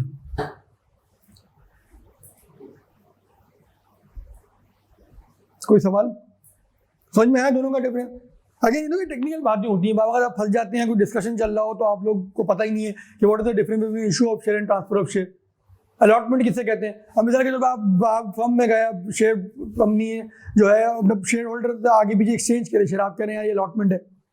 ये चीज़ें आपको क्लियर होनी चाहिए। बहुत सारी चीज़ें आपको प्रैक्टिकल उसमें भी काम आती है कि आपको लफ्ज़ का मतलब पता होगा तो आप सही जगह सही वर्ड बिठाएंगे। अब शेयर सेल हो रहा है, आप कह रहे हैं इशू हो रही है, अलॉटमेंट हो रही है, सही है ना? तो ये दोनों हमने पढ़ा, सही है। फिर हमने ये पढ़ा, ये दोनों की टर्मिनोलॉजी समझ में आ गई, वेरी गुड, सही है। रेहान क्लियर हो गया? अब हम मेंबर को पढ़ लेते हैं। अब मेंबर की डेफिनेशन में कुछ भी नहीं, the subscriber to the member. आपके पास नहीं है क्या नोट्स? अबे भाई लो ना, ये पढ़े में इतनी देर से, बताओ तुम मुझे पीडीएफ से क्यों पढ़ रहे हो? पीडीएफ में तुम देख भी रहे हो या कुछ और देख रहे हो? तुम समझ रहे मोबाइल में? अच्छा जी सही है, चलो खोलो इसको। The subscriber to the memorandum are deemed to be the member on its registration. कह रहा है डीम्ड टू बी मेंबर, तसव्वुर किए जाते हैं कि जिस दिन रजिस्ट्रेशन होगी, कैसे पता चलता है रजिस्ट्रेशन हो गई? वेरी गुड, जिस दिन कंपनी का सर्टिफिकेट ऑफ इनकॉर्पोरेशन इशू हो गया, that date is called the registration date of the company. That date is the birth of the company. On this day the company is born. It is just like a birth certificate of a company. जिस तरह आपका हमारा एक birth certificate बना हुआ है, इसी तरह जो है उसका भी बर्थ सर्टिफिकेट कहलाया जाता है कंपनी का certificate of incorporation. A person who becomes shareholder of any class or kind of share in the company and in case of a company limited by guarantee. Number 2 में क्या कह रहा है? A person who becomes shareholder of any class or kind of share. Become मतलब बाद में जो भी शेयर आगे पीछे हो रहे हैं वो जो है शेयर होल्डर कहलाया जाएगा, और शेयर होल्डर के थ्रू जो है वो मेंबर कहलाया जाएगा। ये भी मेंबर होंगे, ये सब्सक्राइबर नहीं होंगे। अगर फर्दर इशू हो रहा है तो ये भी मेंबर कहलाएंगे by virtue of being a share holder. ऐसा नहीं कि सब्सक्राइबर हो जाएंगे, सब्सक्राइबर सिर्फ वो होंगे जो कंपनी बन रही थी उस टाइम पे थे, वो 4, 5, 10 लोग जितने भी थे, 2 थे, जितने भी थे। उसके बाद जो भी शेयर इशू है, चाहे वो ट्रांसफर हो, चाहे वो इशू ऑफ शेयर हो, कुछ भी हो, कैश द केस में भी सब जो है वो शेयर होल्डर कहलाएंगे, और शेयर होल्डर के थ्रू जो है वो मेंबर की डेफिनेशन में फॉल करेंगे। क्या कह रहे हैं? Case of a company limited by guarantee, every person who agrees to become member and whose name is entered in the register of member. Agree to become person who agree to become member मतलब guarantee limited में क्या होता है कि आप एक amount को guarantee करते हैं कि हम ये अमाउंट कंट्रीब्यूट करेंगे, कब? लिक्विडेशन के टाइम में। लेकिन लिक्विडेशन पार्टनरशिप के लिए यूज होता है, कंपनीज के लिए बाइंडिंग अप यूज होता है, सही है। लिक्विडेशन जो टर्म है वो पार्टनरशिप एक्ट यूज करता है, अपनी पार्टनरशिप की डिसोल्यूशन लिक्विडेशन वो वहाँ यूज करता है, बेसिकली डिसोल्यूशन यूज करते हैं, हम यहाँ यूज करेंगे वाइंडिंग अप। ये कंपनी वाइंड अप हो रही है वाइंडिंग अप के टाइम पे, सही है।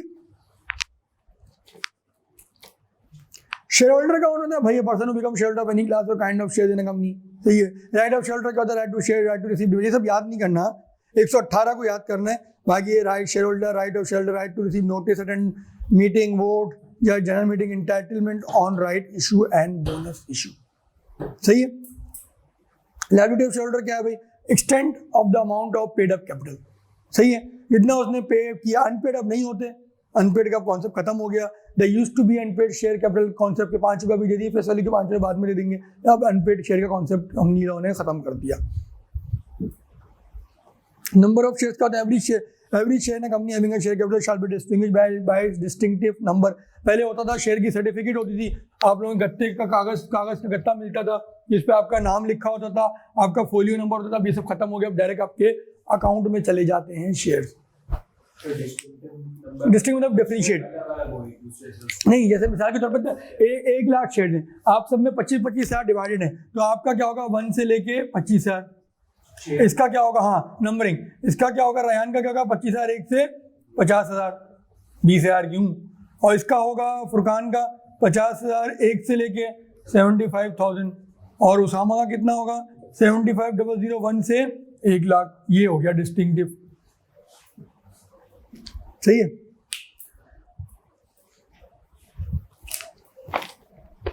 फिर क्या कह रहा है? नेचर ऑफ शेयर और अदर सिक्योरिटी, दिस शेयर और other security of any member in a company shall be movable property. Movable property क्यों कह रहा है भाई?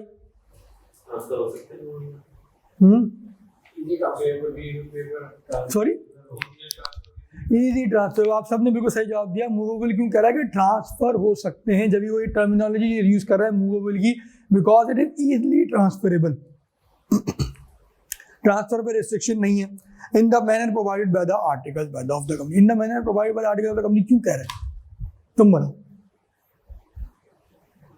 आर्टिकल में बताता है ना कि ट्रांसफर कैसे करना है, कहाँ करते हैं, क्यों कहता है ये, क्यों इसने ये लफ्ज लिखा है? पहले तो कहा कि इजी ट्रांसफर, फिर आगे एक छोटी सी बात लिख दी, डिस्क्लेमर दे दिया, as provided in the articles. बताओ क्यों कह रहे हैं? नहीं, ये कोई मंतक नहीं है, ऐसा नहीं लिखा होता। शेयर फ्रीज होते हुए अलग कॉन्सेप्ट है, वो आप लोग CFN में पढ़ेंगे, वो लिस्टिंग वालों के लिए होते हैं, जो वो अलग चीज़ है, वो फ्रीज व्रीज कुछ नहीं होता। आप बताइए उसामा, सबने पढ़ा हुआ ही है। अगेन देखो लिंकेजेस, लॉ की जितनी अच्छी लिंकेजेस बनाओगे उतना अच्छा होगा। ये ब्रेनस्टॉर्मिंग में इससे तो करता हूँ, मैं खुद भी बता सकता था, लेकिन तुम लोगों की सोचने समझने की सलाहियत पैदा करनी है। मैं हमेशा एक बात कहता हूँ कि मैं लॉ को पढ़ाने से ज़्यादा लॉ को समझाने में फोकस करता हूँ, पढ़ना सिखाता हूँ। मेरी कोशिश होती है कि मैं आपको पढ़ना सिखाऊं लॉ। मुझे तो आता है, मैं तो पढ़ा के चले आऊँगा, मैं लॉ पढ़ाता नहीं हूँ, पढ़ना सिखाता हूँ। ये मेरा एक शुरू से एक वो रहा है, उसूल रहा है कि मैं आपको पढ़ना सिखाऊं लॉ किस तरह पढ़ते हैं। मैं तो पढ़ा के चले आऊँगा। फेल होने की जो आप लोगों की बेसिक वजह होती है यही होती है कि आप लोग लॉ पढ़ना नहीं सीखते। बताइए क्यों लिखा है provided in the articles? Sir articles की उर्दू में रहते हुए क्या मतलब है इसका? ये तो आपने उर्दू तर्जुमा कर दिया इसका। बताओ, तुम बताओ, रेहान तुम भी सोचो, फुरकान दोबारा सोचो, देखो ब्रेनस्टॉर्मिंग जितनी होगी उतना ऑनलाइन वाले। तुम बताओ, तलाल बेटा बताओ, तुम चले तो नहीं गए? ऐसा तो नहीं सिर्फ तस्वीर दिखा रहे हो गायब हो गए? फिर दावत तो नहीं आ गई आपकी कोई अचानक हंगामी दावत? नहीं, गलत। ये क्या बात हुई सर? ऐसे ट्रांसफर जैसे आर्टिकल में लिखा हो, यही तो मैं बोल रहा हूँ। इसका मतलब क्या है बताओ। हमने एक कंपनी पढ़ी थी, प्राइवेट लिमिटेड। प्राइवेट लिमिटेड में वो क्या कहता है कि प्राइवेट लिमिटेड वो कंपनी है जिसके आर्टिकल में 3 रिस्ट्रिक्शन हो। नंबर 1 रिस्ट्रिक्शन, 50 मेंबर से ज्यादा नहीं हो सकते।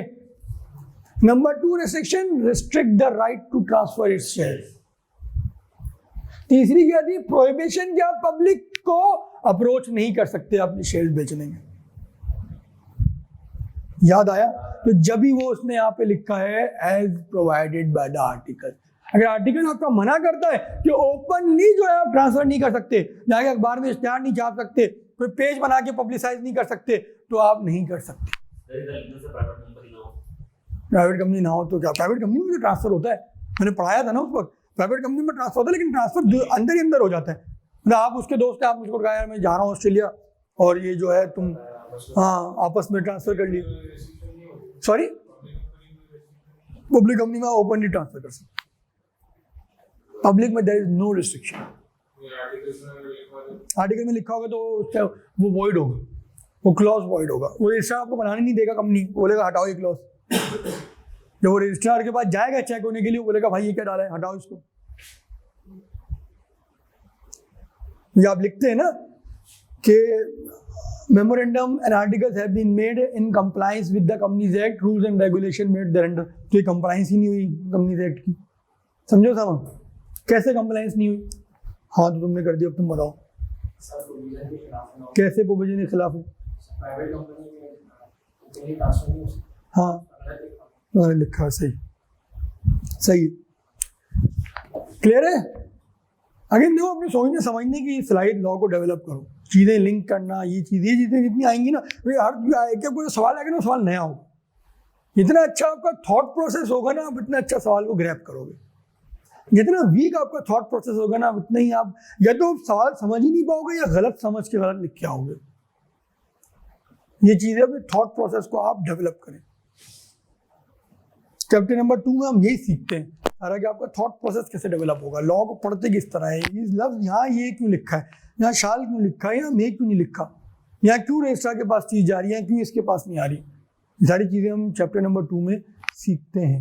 ये चैप्टर नंबर 2 को ज़रूर व्यू करो, आज से जाके करो। आज अगर क्लासें हैं तो कल से स्टार्ट करो। मैं इसको दोबारा कराऊंगा 100%, मैं मना नहीं कर रहा, लेकिन तुम लोग इसको अपने इंडिपेंडेंटली इसको व्यू करो। वहाँ भी मैं ही पढ़ा रहा हूँ, वो भी मैंने ही पढ़ा है, मेरे ही पूरा पढ़ाया हुआ है। उसको तुम 7-8 घंटे व्यू करोगे ना, तुम्हें खुद फील आएगा यार लॉ को किस तरह पढ़ते हैं, और यार ये चीज़ें मुझे नहीं पता थी। तो मेरी बात मानो और उसको करो। थोड़ा सा होगा 7-8 घंटे अपनी ज़िंदगी के निकाल लो, कीमती 7-8 घंटे, सही है। इसके बाद क्या कह रहे हैं,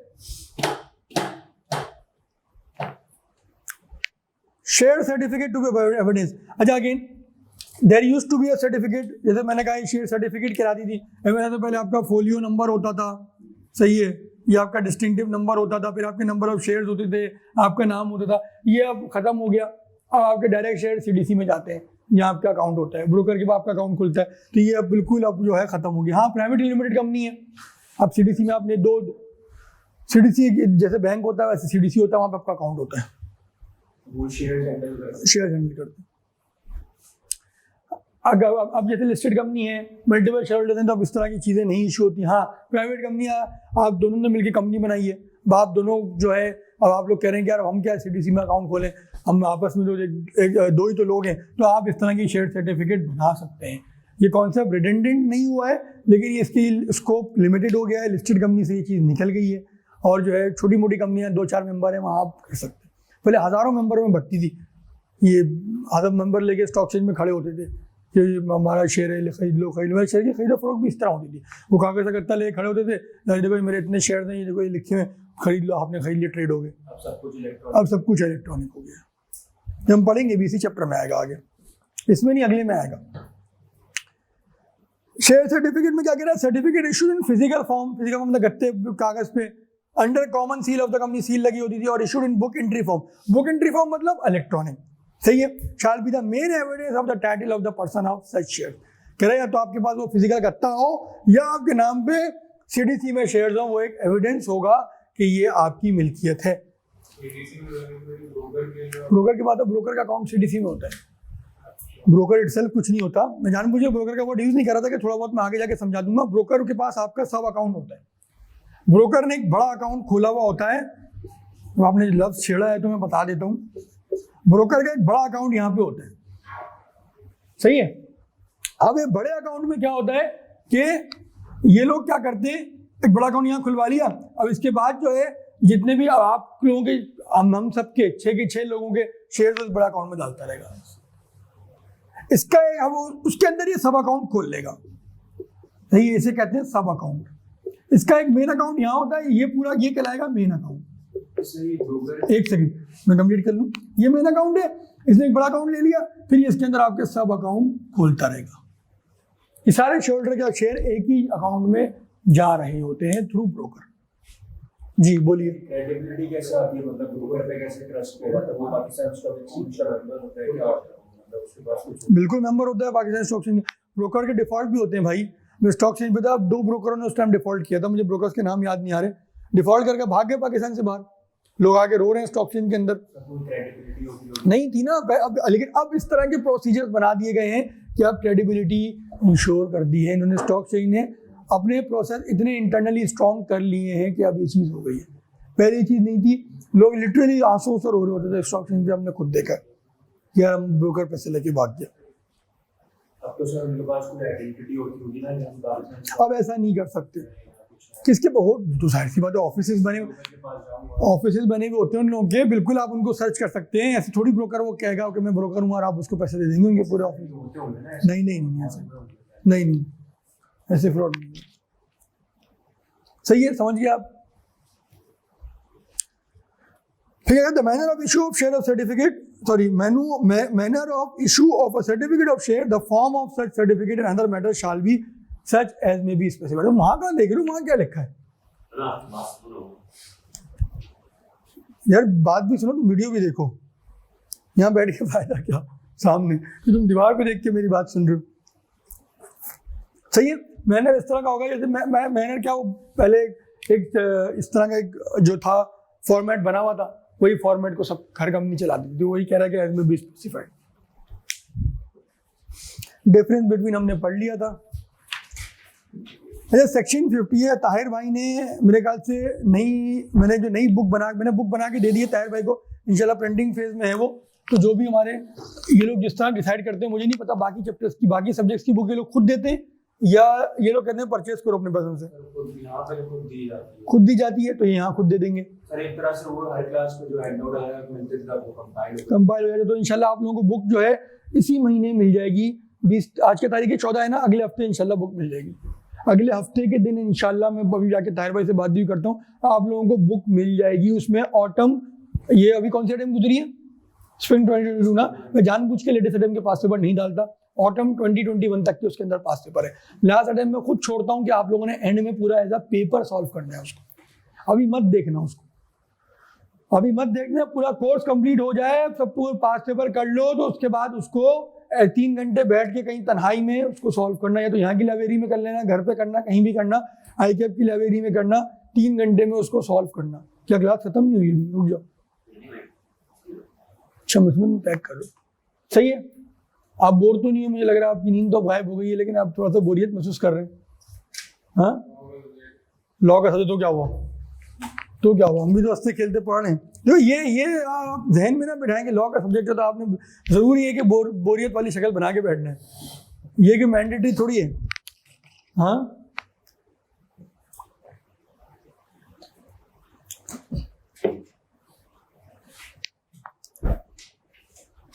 लॉ का सब्जेक्ट है, हमने क्लासें नहीं लेनी, लॉ का सब्जेक्ट है, ये गलत है। देखो हमारे टीचर बड़ी अच्छी बात बोलते थे, वो कहते थे यार ये सब्जेक्ट पढ़ाने आते थे, कहते थे ये ड्राई सब्जेक्ट है, कौन बच्चे एग्री करते हैं? सब बच्चे एग्री करते थे, कहते मैं भी एग्री करता हूँ ये ड्राई सब्जेक्ट है। लेकिन आप जब तक ये पास नहीं करोगे ना, सी एंटर नहीं होगा। तुम चाहो ना चाहो तुम्हें पास करना है, चाहो ना चाहो तुम्हें पढ़ना है, समझे ना? तो वही बात है कि आप मेरी भी कोशिश होती है कि डायरेक्ट ऐसी ना आके सिर्फ पढ़ा दूँ और इंटरेक्शन भी रहे, हंसी मजाक भी होता रहे, उसी तरह पढ़ें ताकि आप लोग ज़्यादा बोर नॉर्मल। कभी भी मैं लंबी क्लास नहीं लगाता, मेरी क्लास 1.5 घंटे से ज़्यादा नहीं होती, इसी वजह से कि ये लॉ का सब्जेक्ट है।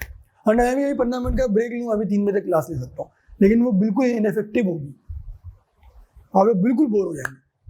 अभी 12:15 बजे हमने स्टार्ट करी, हमने इंशाल्लाह 12:15 तक खत्म कर देंगे इसको, 15-20 मिनट में हम उसको खत्म कर देंगे। तो मैं इन जनरल कह रहा हूँ, although yes I do agree कि ये थोड़ा सा डल सब्जेक्ट है, इंटरेस्ट इसमें डेवलप करना मुश्किल होता है। टीचर की भी कोशिश होती है कि किसी तरह बच्चों को इंगेज करके रखे, लेकिन ये कि यार अल्टीमेटली देखो इसको पढ़ना है in order to pass cap, इसके बगैर पास नहीं होगा। सही है, तो यही एक मोटिवेशन समझ के पढ़ लो इसको। सही है उसामा? और मैं भी स्लो पढ़ाता हूँ, मैं भगाता नहीं हूँ, क्योंकि यार कोर्स इतना बड़ा नहीं है, मुझे क्या जरूरत है भगाने की, मैं स्लो पढ़ाऊँ। ताकि बच्चे को समझ में भी आसानी से आए, बढ़ाने की जरूरत ही नहीं है। और चैप्टर नंबर 2 में बार बार कह रहा हूँ अगले हफ्ते तक करके आना। जो बच्चे सीरियस बच्चे हैं जिन्होंने इस अटेम्प्ट में पेपर देना है और पढ़ना है हमारे साथ, वो करके आए।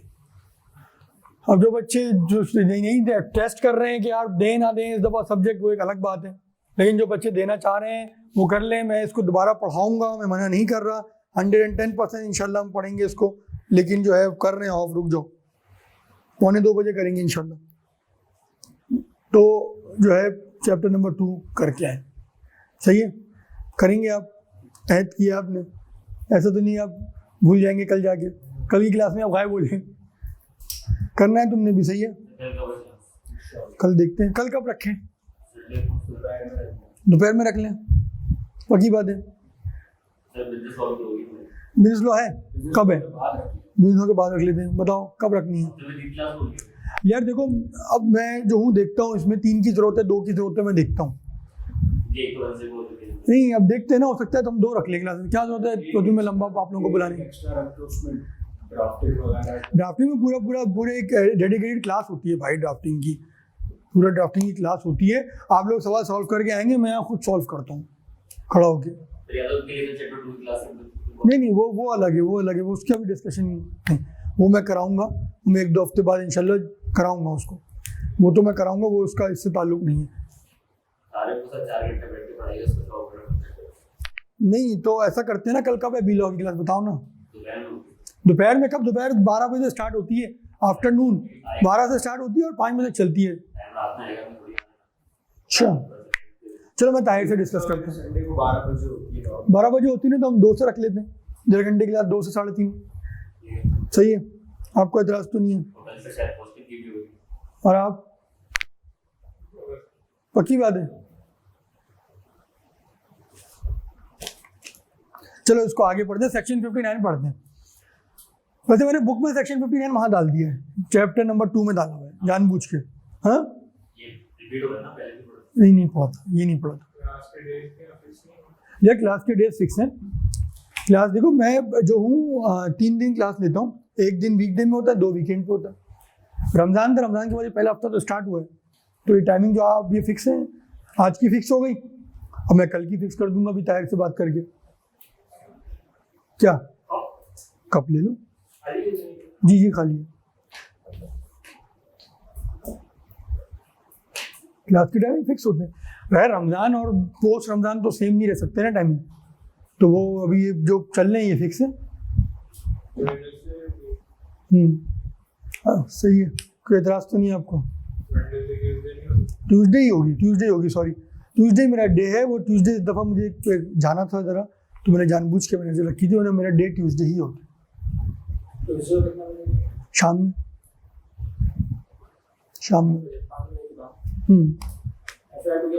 हाँ इंटरनल क्लैश नहीं आएगा। हाँ इंटरनल क्लैश कोई भी नहीं आएगा हमारा, बेफिक्र। सही है? हाँ बाहर का तो अब यार जब से ऑनलाइन हुआ तो एक्सटर्नल क्लैसेस कोई भी मैनेज नहीं कर रहा। तो ऑनलाइन हो गया ना, अब यार अगर आप कोई क्लैश आ रहा है तो आप उसको ले लो, ऑनलाइन रिकॉर्डिंग ले लो। तो जब भी आप कोई भी मैनेज नहीं करता, तो आप टीचर के पास क्या बोलोगे कि यार क्लैश आ रहा है, टीचर बोलेगा ऑनलाइन रिकॉर्डिंग ले लो भाई, 1 दिन की तो बात है। पहले होता था, पहले मैनेज करते थे सब, जो जितने भी बड़े बड़े टीचर्स थे सेम सब्जेक्ट के, वो देख के रखते थे कि यार हमारे आपस में क्लैशेस ना आए, कि यार वरना FAR का टीचर यहाँ है, वो कोशिश करता था कि कहीं और अगर कोई बड़ा टीचर टेक्स्ट पढ़ा रहा है तो उससे क्लैश ना आए। ये होता था पहले तो क्लास में गलती से मतलब करी। हाँ ना, तो ये चीज़ है। चलो सेक्शन 59 पढ़ते हैं, इसके बाद क्लास को ऑफ करते हैं। सही है? 85 जो है टेक्निकल सेक्शन है, हम इसको नेक्स्ट क्लास में पढ़ेंगे, कल पढ़ेंगे। 85 पढ़ेंगे हम कल, और प्रोस्पेक्टस जो है हम इंशाल्लाह कल इसका मेजर पोर्शन इसका ख़त्म कर देंगे प्रोस्पेक्टस का।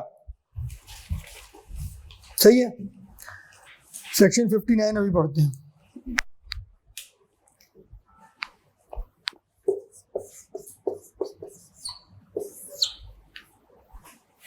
देखो हमने एक चीज पढ़ी थी कि अगर आपका कोई मेमोरेंडम या आर्टिकल्स है, उसके अंदर कोई भी आप ऐसी वेरिएशन नहीं कर सकते जिस वेरिएशन से शेयर होल्डर्स के राइट्स या लायबिलिटीज अमेंड हो जाए। सही है, अनटिल अनलेस वो खुद अग्री कर जाए इस पर। सही है, हमने एक चीज पढ़ी थी, याद आ रहा है कुछ? पक्की बात है, बिल्कुल। और जब तक वो नहीं हो सकता जब तक आप रेजोल्यूशन ना पास करवा लें, रेजोल्यूशन उस पर्टिकुलर क्लास का जिसके राइट्स या लायबिलिटीज अफेक्ट हो रहे हैं। कुछ धुंधला धुंधला याद आ रहा है? मिसाल के तौर पे मेरी 2 क्लासेस हैं, एक क्लास ए एक बी है, इसके पास वोटिंग राइट थे, इसके पास नहीं थे।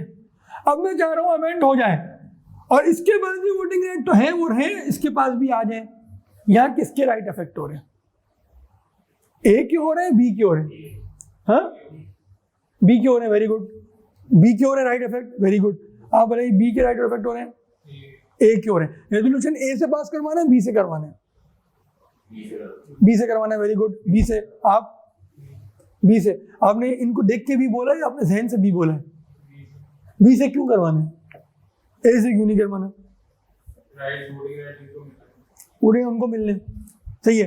अब मैं आपसे पूछूं कि यार आपको 1000 का नोट चाहिए, तो आप तो बोलेंगे ना 1000 का नोट चाहिए, और वो 1000 का नोट इनका है,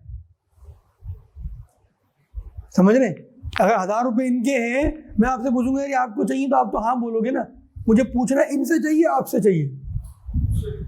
आपसे क्यों चाहिए?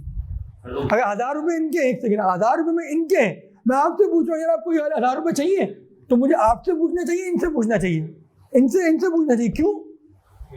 इनके है ना। तो यार जब आप इनको जो है इक्वल राइट दे रहे हो, उसको तो फ्री फंड में मिल रही है ना चीज, तो रेजोल्यूशन इनका क्यों पास करोगे? ये पास करेंगे। एतराज तो इनको होना चाहिए ना, कि आप इसको हमारे बराबर ला रहे हो, आप इसको हमारे बराबर ला रहे हो।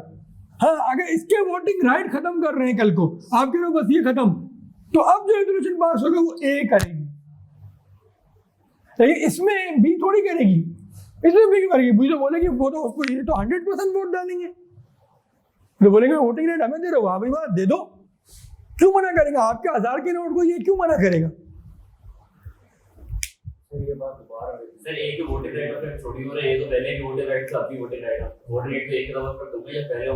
आपका घर था, ग्राउंड फ्लोर पे आप रहते थे, सही है, फर्स्ट फ्लोर पे बना के मैं आके रहना शुरू कर दूं, अब मैं बोलूंगा पहले तो तुम तो पहले भी ग्राउंड पे थे, अभी भी ग्राउंड पे, तुम नहीं बोलोगे मेरे घर के ऊपर आके बना के रह रहे हो, ऊपर भी तो मेरा है, घर तो मेरा यूज कर रहे हो। वो लगा मीटिंग में तो मैं आता था, आप कहां से आ गए? आपके पास तो राइट ही नहीं थे वोटिंग के। अब जो और फैसला होगा तुम भी बोलोगे उसमें,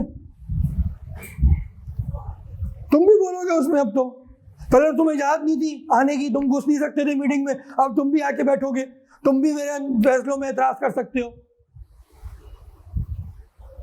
तो इसी तरह वोटिंग राइट बी के इफेक्ट हो रहे हैं। कहाँ बी के इफेक्ट हो रहे हैं? बी को तो मिल रहे हैं फ्री फंड में, अफेक्ट कहाँ हो रहे हैं? अगर एक हटा देंगे तो फिर भी ऐसे करवाएंगे। अगर ए के पास ये केस 2 से समझ लो, सही है। केस 2 देखते हैं, ये ए है, ये बी है, ये वोटिंग राइट है, पहले ये था। इधर देखो रेहान, इधर देखो, मोबाइल नहीं देखो। वोटिंग राइट थे दोनों के पास, अब क्या हो रहा है? इसके वोटिंग राइट खत्म हो रहे हैं, इसके अपनी जगह पर क्या रहे हैं। अब किससे? अब अगर बी से पूछेंगे, बी तो बोलेगा अच्छा कटाओ, भगाओ इसको, अच्छा मैं बादशाह बन गया, बी तो ही चाहेगा ना, अच्छा है इसका। तो आप किससे कहेंगे? आप ए से। ए को बोलोगे, ए पे वो लोग जो है वोट देंगे कि हाँ हमारे वोटिंग राइट को खत्म किया जाए। स्पेशल रेजोल्यूशन ये करेंगे यहाँ पे, पास यहाँ पे कौन करेगा? यहाँ पे भी ये करेंगे। देखो कॉन्सेप्ट को समझो, रट्टे नहीं मारो। तो सर यहाँ पे भी जैसे इनको वोटिंग राइट दिया जा रहा है, तो बी के अंदर स्पेशल रेजोल्यूशन पास नहीं होगा। बी के अंदर क्यों होगा मुझे बताओ, क्या लॉजिक है? बी क्या मना करेगा? बी से आप क्यों रजामंदी ले रहे हैं? क्या बी मना करेगा? मना तो नहीं करेगा, लेकिन क्या मना करेगा? कभी नहीं करेगा। क्या ए मना कर सकता है? ए कर सकता है ना, कि मेरे बराबर क्यों ला रहे हो? सर ए भी क्यों मना करेगा? क्योंकि बी को भी तो राइट तब मिलेगा जब एलिजिबल हो, तो ए को एलिजिबिलिटी के तो हो रहा है रेजोल्यूशन, एलिजिबिलिटी की तो पास कर रहे हैं, एलिजिबिलिटी का ही रेजोल्यूशन पास हो रहा है। वही मैं कह रहा हूँ कि रेजोल्यूशन पास कौन करेगा? देखो कॉन्सेप्ट लगाओ, रट्टे नहीं लगाओ। एलिजिबिलिटी के लिए करेंगे तो करेगा। हाँ ना, एलिजिबिलिटी के लिए तो हो रहा है कि इनको वोटिंग राइट देने हैं हम, एलिजिबल करना है इनको, एक बी को। आपने सोचना केस का यूं है कि किसके राइट अफेक्ट हो रहे हैं, तो कॉन्सेप्ट बनाओ चीज का। राइट देने की वजह से ए के राइट्स अफेक्ट हो रहे हैं, इसलिए ए पे स्पेशल। बिल्कुल। अब एक चीज और देखते हैं, अब ये है डिविडेंड का, यहां बना लो केस 3 कर लो, सही है। आप समझो डिविडेंड की बात हो रही है, सही है। ए बी, सही है। इनके पास जो था कितना था, 2 टाइम्स, इनके पास था 1 टाइम, सही है। अब इनका हो रहा है डिवाइस क्या हो रहा है, ये 2 टाइम ही है, इनका हो रहा है 0.5 टाइम। अब कौन रेजोल्यूशन पास, किसका रेजोल्यूशन चाहिए होगा, बी का, बी का। तुम बताओ फुरकान, बी का। अब केस 4 कर लो यहाँ पे, आगे देखो चीजें कॉन्सेप्ट से समझो। केस 4 ए बी, डिविडेंड क्या था इनका, 2 टाइम, वही सेम एग्जांपल 1 टाइम। अब डिविडेंड कितना हो रहा है इनका, इसका वही 2 टाइम है, इसका 1.5 टाइम हो रहा है। अब कौन रेजोल्यूशन पास करेगा, ए करेगा, फुरकान ए करेगा। क्यों ए करेगा, हाँ बराबर कहाँ रहे, 1.5 है, 2 है वो।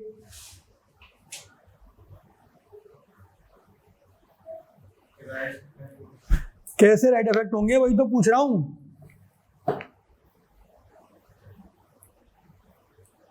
आप बताओ सामा। उसने ए से नहीं करेगा क्योंकि वो चेक करेगा, एलिजिबिलिटी चेक करेगा क्या बाकी बी को 1.5 टाइम मिलना चाहिए। नहीं, एलिजिबिलिटी चेक करेगा तो क्या मतलब है, एलिजिबिलिटी चेक करे, एलिजिबिलिटी कहाँ से आ गई इसके अंदर। समझ नहीं आई कि जब इनको 1.5 टाइम्स मिल रहा है तो इससे ए का राइट कैसे वो हो रहा है इफेक्ट। और ये तो बोर्ड का मामला है ना, बोर्ड और शेयर होल्डर्स का मामला है। तो ये भी तो शेयर होल्डर ही है, ये क्या है, ये शेयर होल्डर क्लास ए, क्या क्लास किसकी होती है, इसकी 1.5 टाइम्स इसका जो है शेयर बढ़ गया। हाँ, ये 1.5 1 से 1.5 डिविडेंड मिलेगा। पहले 100 रुपये डिविडेंड मिलता था, अब 150 मिलेगा उसको। अभी पहले भी 200 मिलता था, अभी भी 200 मिलेगा। यहाँ राइट किसके अफेक्ट हो, ऑब्जेक्ट ये कर सकता है ना कि इनका आपने क्यों बढ़ाया, हमारा क्यों नहीं बढ़ाया, उस पे इस तरह से इसका राइट इफेक्ट हो रहा है। तो क्या एलिजिबिलिटी, देखो इसमें एलिजिबिलिटी का कॉन्सेप्ट नहीं लगेगा। एलिजिबिलिटी कहाँ से आ गई, रेजोल्यूशन ए पास करेगा। ए क्यों करेगा कि भाई इसको ज्यादा मिलने चाहिए नहीं चाहिए। कॉन्सेप्ट क्या है कि राइट जिसके अफेक्ट हो रहे हैं। आप यूं सोचें कि क्या इसके राइट अफेक्ट हो रहे हैं, इसके राइट तो इफेक्ट, इसके तो मजे आ रहे हैं ना। क्या इसके राइट इफेक्ट हो रहे हैं, हाँ भाई हो रहे हैं यार, अब इसका पैसा भी वहां जा रहा है, सही है। पहले मिसाल के तौर पे 20% डिविडेंड मिल जाता था, अब कंपनी का प्रॉफिट इतना ही हुआ है, ये आप 20 नहीं दे सकते, क्यों, इसको भी ज्यादा देना है, सही है। इसका भी बढ़ेगा, मिसाल के हो सकता है 16 दें, 17 दें, कुछ भी हो सकता है। अब इसकी परसेंटेज गिरेगी ना, बंटवारा ज्यादा होगा ना, राइट इसके अफेक्ट हो रहा है, ठीक है। यहाँ क्या हो रहा है, इसकी राइट जो है इफेक्ट हो रहा है, वहां क्या हो रहा है, इसका राइट इफेक्ट हो रहा है। क्लियर है, कॉन्सेप्ट समझे तुम लोग। जिसका राइट इफेक्ट होगा उसके अंदर राइट या लायबिलिटी जो भी इफेक्ट होगी जिसकी, वहां पे जो है आप स्पेशल रेजोल्यूशन पास करेंगे। लायबिलिटी किस तरह इफेक्ट हो सकती है, लायबिलिटी किस तरह, वो भी एग्जांपल देख लो। केस 5 बना लेते हैं, ए बी, सही है। आपने इनकी फेस वैल्यू थी 10 रुपये, इनकी भी थी 10 रुपये। आप इनको बोल रहे हैं कि भाई तुम 15 रुपये दो, 5 रुपये और दो, तुम्हारी 15 हो गई, इनके वहीं 10 खड़ा हुआ है। अब यहाँ रेजोल्यूशन किससे पास करवाएंगे, ए से, बी से। आप फुरकान बताओ, यहाँ रेजोल्यूशन किससे पास करवाएंगे। वो कह रहा है कि 10 रुपये फेस वैल्यू थी, वो कह रहे हैं 15 रुपये कर दे दो भाई, 5 रुपये और दो तुम। ए से करवाएंगे। आप बताओ, बी आपने बोला, क्यों बी बोला आपने, और तुमने ए क्यों बोला, पहले तुम ये बताओ। सर उनके राइट इफेक्ट कैसे उनके इफेक्ट हो रहे हैं, हाँ, शेयर महंगा पड़ रहा है उनको, तुमने ये क्यों बोला, शेयर पे करना लायबिलिटी है ना शेयर होल्डर्स, हाँ लायबिलिटी बढ़ रही है 5 रुपए, लायबिलिटी बढ़ रही है, लायबिलिटी बढ़ रही है, सही है, लायबिलिटी का सही है। अच्छा आप बताओ क्यों भी बोला आपने, सुना था इतना एग्री कर रहे हैं? क्या जवाब, जो जवाब एग्री कर रहे हैं दोबारा नया जवाब दें अपना। किसके राइट इफेक्ट हो रहे हैं? राइट इफेक्ट हो रही है, लायबिलिटी इफेक्ट हो रही है आपकी, लायबिलिटी बढ़ रही है। देखिए अगेन डिफरेंशिएट, जान पूछे में लायबिलिटी एग्जांपल दी है, लायबिलिटी इफेक्ट हो रही है, आपका ये जवाब है। आपका क्या जवाब है? ए की लायबिलिटी कैसे इफेक्ट हो रही है? कैसे? 5 रुपये देने पड़ रहे हैं। सही है, सबका मुत्तफिक जवाब है, बिल्कुल सही है ये जवाब। यहाँ पे क्या हो रहा है? लायबिलिटी इफेक्ट हो रही है। और किसकी लायबिलिटी इफेक्ट हो रही है? ए की हो रही है। 5 रुपये ऊपर नहीं मिल रहे उसको, यहाँ के 5 रुपये ऊपर देने पड़ रहे हैं। सही है, अब कॉन्सेप्ट समझ में आया? पूछो। बढ़ने की वजह अगर कम होंगे तो फिर वीक तो होगा स्पेशलाइजेशन, अगर लायबिलिटी नहीं कम नहीं होते ना, कम कैसे हो सकते? ये वो तो भाई डिवाइड सब डिवाइड वो अलग चीजें, हम सेक्शन 85 में देंगे। सही है, क्लियर है, समझ में आया? मुझे मेरा असम्पशन थी कि आप लोगों को बात पता होगी ये चीजें, लेकिन चलो कोई बात नहीं, हमने एक कॉन्सेप्ट को रिफ्रेश कर लिया, पक्का हो गया। ये 5 केसेस हैं, चाहो तो कॉपी करने तो कर लो, फिर क्लास को ऑफ भी कर देते हैं, बिल्कुल नेक्स्ट क्लास में कल इसको स्टार्ट कंटिन्यू करेंगे। हाँ नहीं, फिर 15 कल पढ़ लेंगे, कल से स्टार्ट करेंगे। इसमें टाइम लगेगा यार, इसमें 15-20 मिनट लग जाएंगे। नोट कर लो इसको, केस 1 2 3 4 5 करके, ये ना हो कि फिर भूल जाओ। और जो भी सीरियस स्टूडेंट हैं जो बैच को कंटिन्यू करेंगे, मेरी स्ट्रॉन्ग रिकमेंडेशन है, भाइयों वाला मशवरा है, चैप्टर नंबर 2 को पढ़ो। रिकॉर्डिंग मेरी लो, किसके तुमने रिकॉर्डिंग ले ली? तुम्हारा तो आज है, तो आपने ले ली रिकॉर्डिंग? रिकॉर्डिंग यार इनसे ले लो, इनको बोलो कि रिकॉर्डिंग आपको दे दें, जो गुजर गया मेरा बोलो मुझे रिकॉर्डिंग दे दें। कोई आपको इशू आता है मुझे डायरेक्ट मैसेज कर दो, मेरा नंबर ये है, लिख लो, मेरा नंबर है ये वाला, मुझे डायरेक्ट मैसेज करो कि मुझे रिकॉर्डिंग में सही है। ये चाहो तो नोट कर लो, इसको सेव कर लो।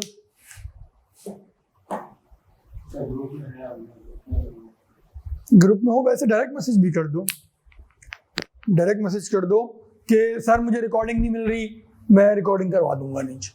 सही है, रिकॉर्डिंग लो, मैं चैप्टर नंबर 2 की इंपॉर्टेंस की वजह से कह रहा हूँ सिर्फ। सही है फुरकान? सही है, पक्की बात है? ऐसा तो नहीं आप यस यस कर रहे हो आप कल से गायब हो जाए। देखो मर्जी है आपकी, लॉ अगर आपकी देने की नियत है तो तरीके से पढ़ के दो। ये असम्पशन नहीं है कि मैं जो हूँ आखिर में 1 महीना रट लूंगा मैं पास हो जाऊंगा, वो दौर गया। वो आप किसी से भी पढ़ें, या आपकी अपनी कॉल है, मैं ये नहीं कह रहा। लेकिन आपने लॉ देना है तो तरीके से पढ़ के दें।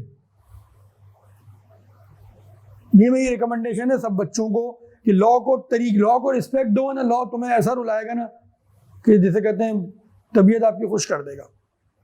यही सीए फाइनल में भी लॉ करता है, और यही लॉ आपको, लॉ हो गया, ऑडिट हो गया, ये रुलाते हैं तो ऐसा रुलाते हैं बंदे को समझ में नहीं आता कि फेल क्यों हो रहा हूँ।